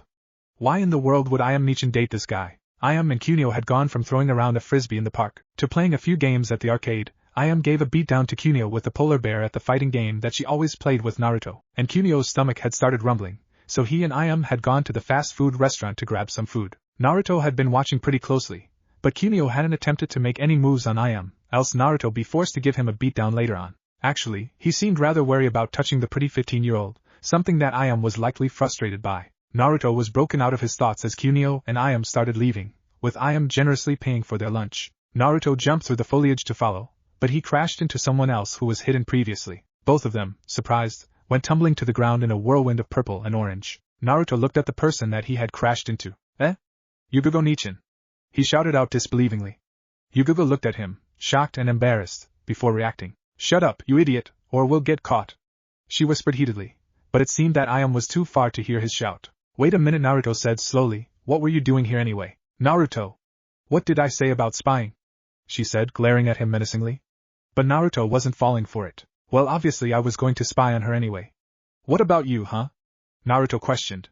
Yugogo brushed prettily, caught. Well, she's my sister too. Yugogo said like a child caught with her hand in the cookie jar. TCH, hypocrite. Naruto scared at her, but Yugogo shut him up quickly. Come on, let's go before she gets away. Yugogo said hurriedly, grabbing the whiskered blonde and chasing after Iam, just avoiding the subject. Naruto muttered, as the two leaped through the trees and from rooftops. He got a clobbering on his head for his trouble. The date ended at Ichiraku Ramen, where Iam was exchanging goodbyes with the grinning Kunio. Naruto was glad that it had gone by without much trouble. But then things started to go wrong when Iam suddenly started leaning in. And leaning in. And leaning in. Oh hell no. Naruto couldn't hold himself back, and Yugogo, in her anticipation for a kiss scene, was too late to stop him. Just what is going on here? Naruto yelled out ferociously, jumping out. Iam jerked away from Kunio, momentarily terrified at the interruption, before she realized just who it was. Naruto Iam started, but Naruto cut her off. No way. No kissing allowed, he said. Yugogo suddenly appeared next to him, capturing him in a headlock, but the moment had been ruined. There was a moment of silence before Yugogo realized her folly in revealing herself, as she slowly released Naruto from his headlock.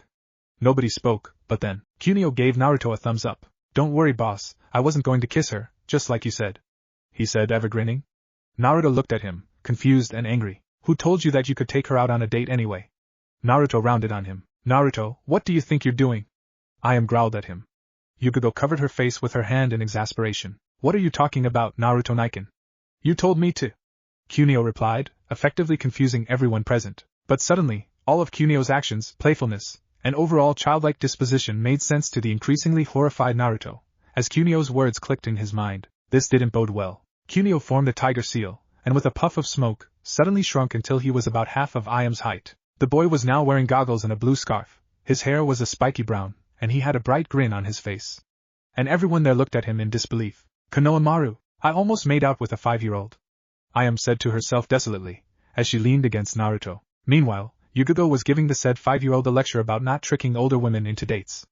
Naruto just sat next to Iam with an odd look of relief on his face, and a little bit of tenseness. Do you understand, Konohamaru-kun? Yugogo said, finishing off her lecture. Konohamaru nodded fervently, happy to be free of scolding, and with an apology to Iam, quickly ran off home, being out past his bedtime. Yugogo went over to Iam and Naruto, and slumped beside them on the bench. For a moment, neither of them spoke. Then, Iam Nichin, I'm sorry, Naruto finally said. Iam looked at him weakly. What for?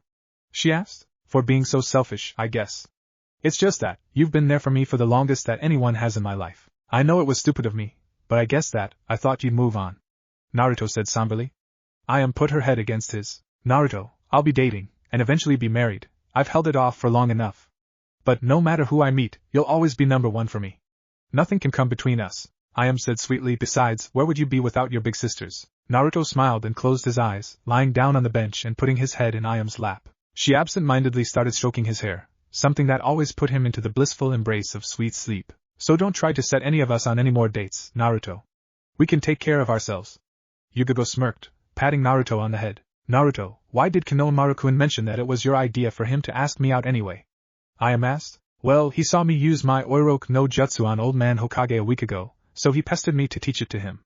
It's basically a henge, so I taught it to him. I guess he learned to apply it differently.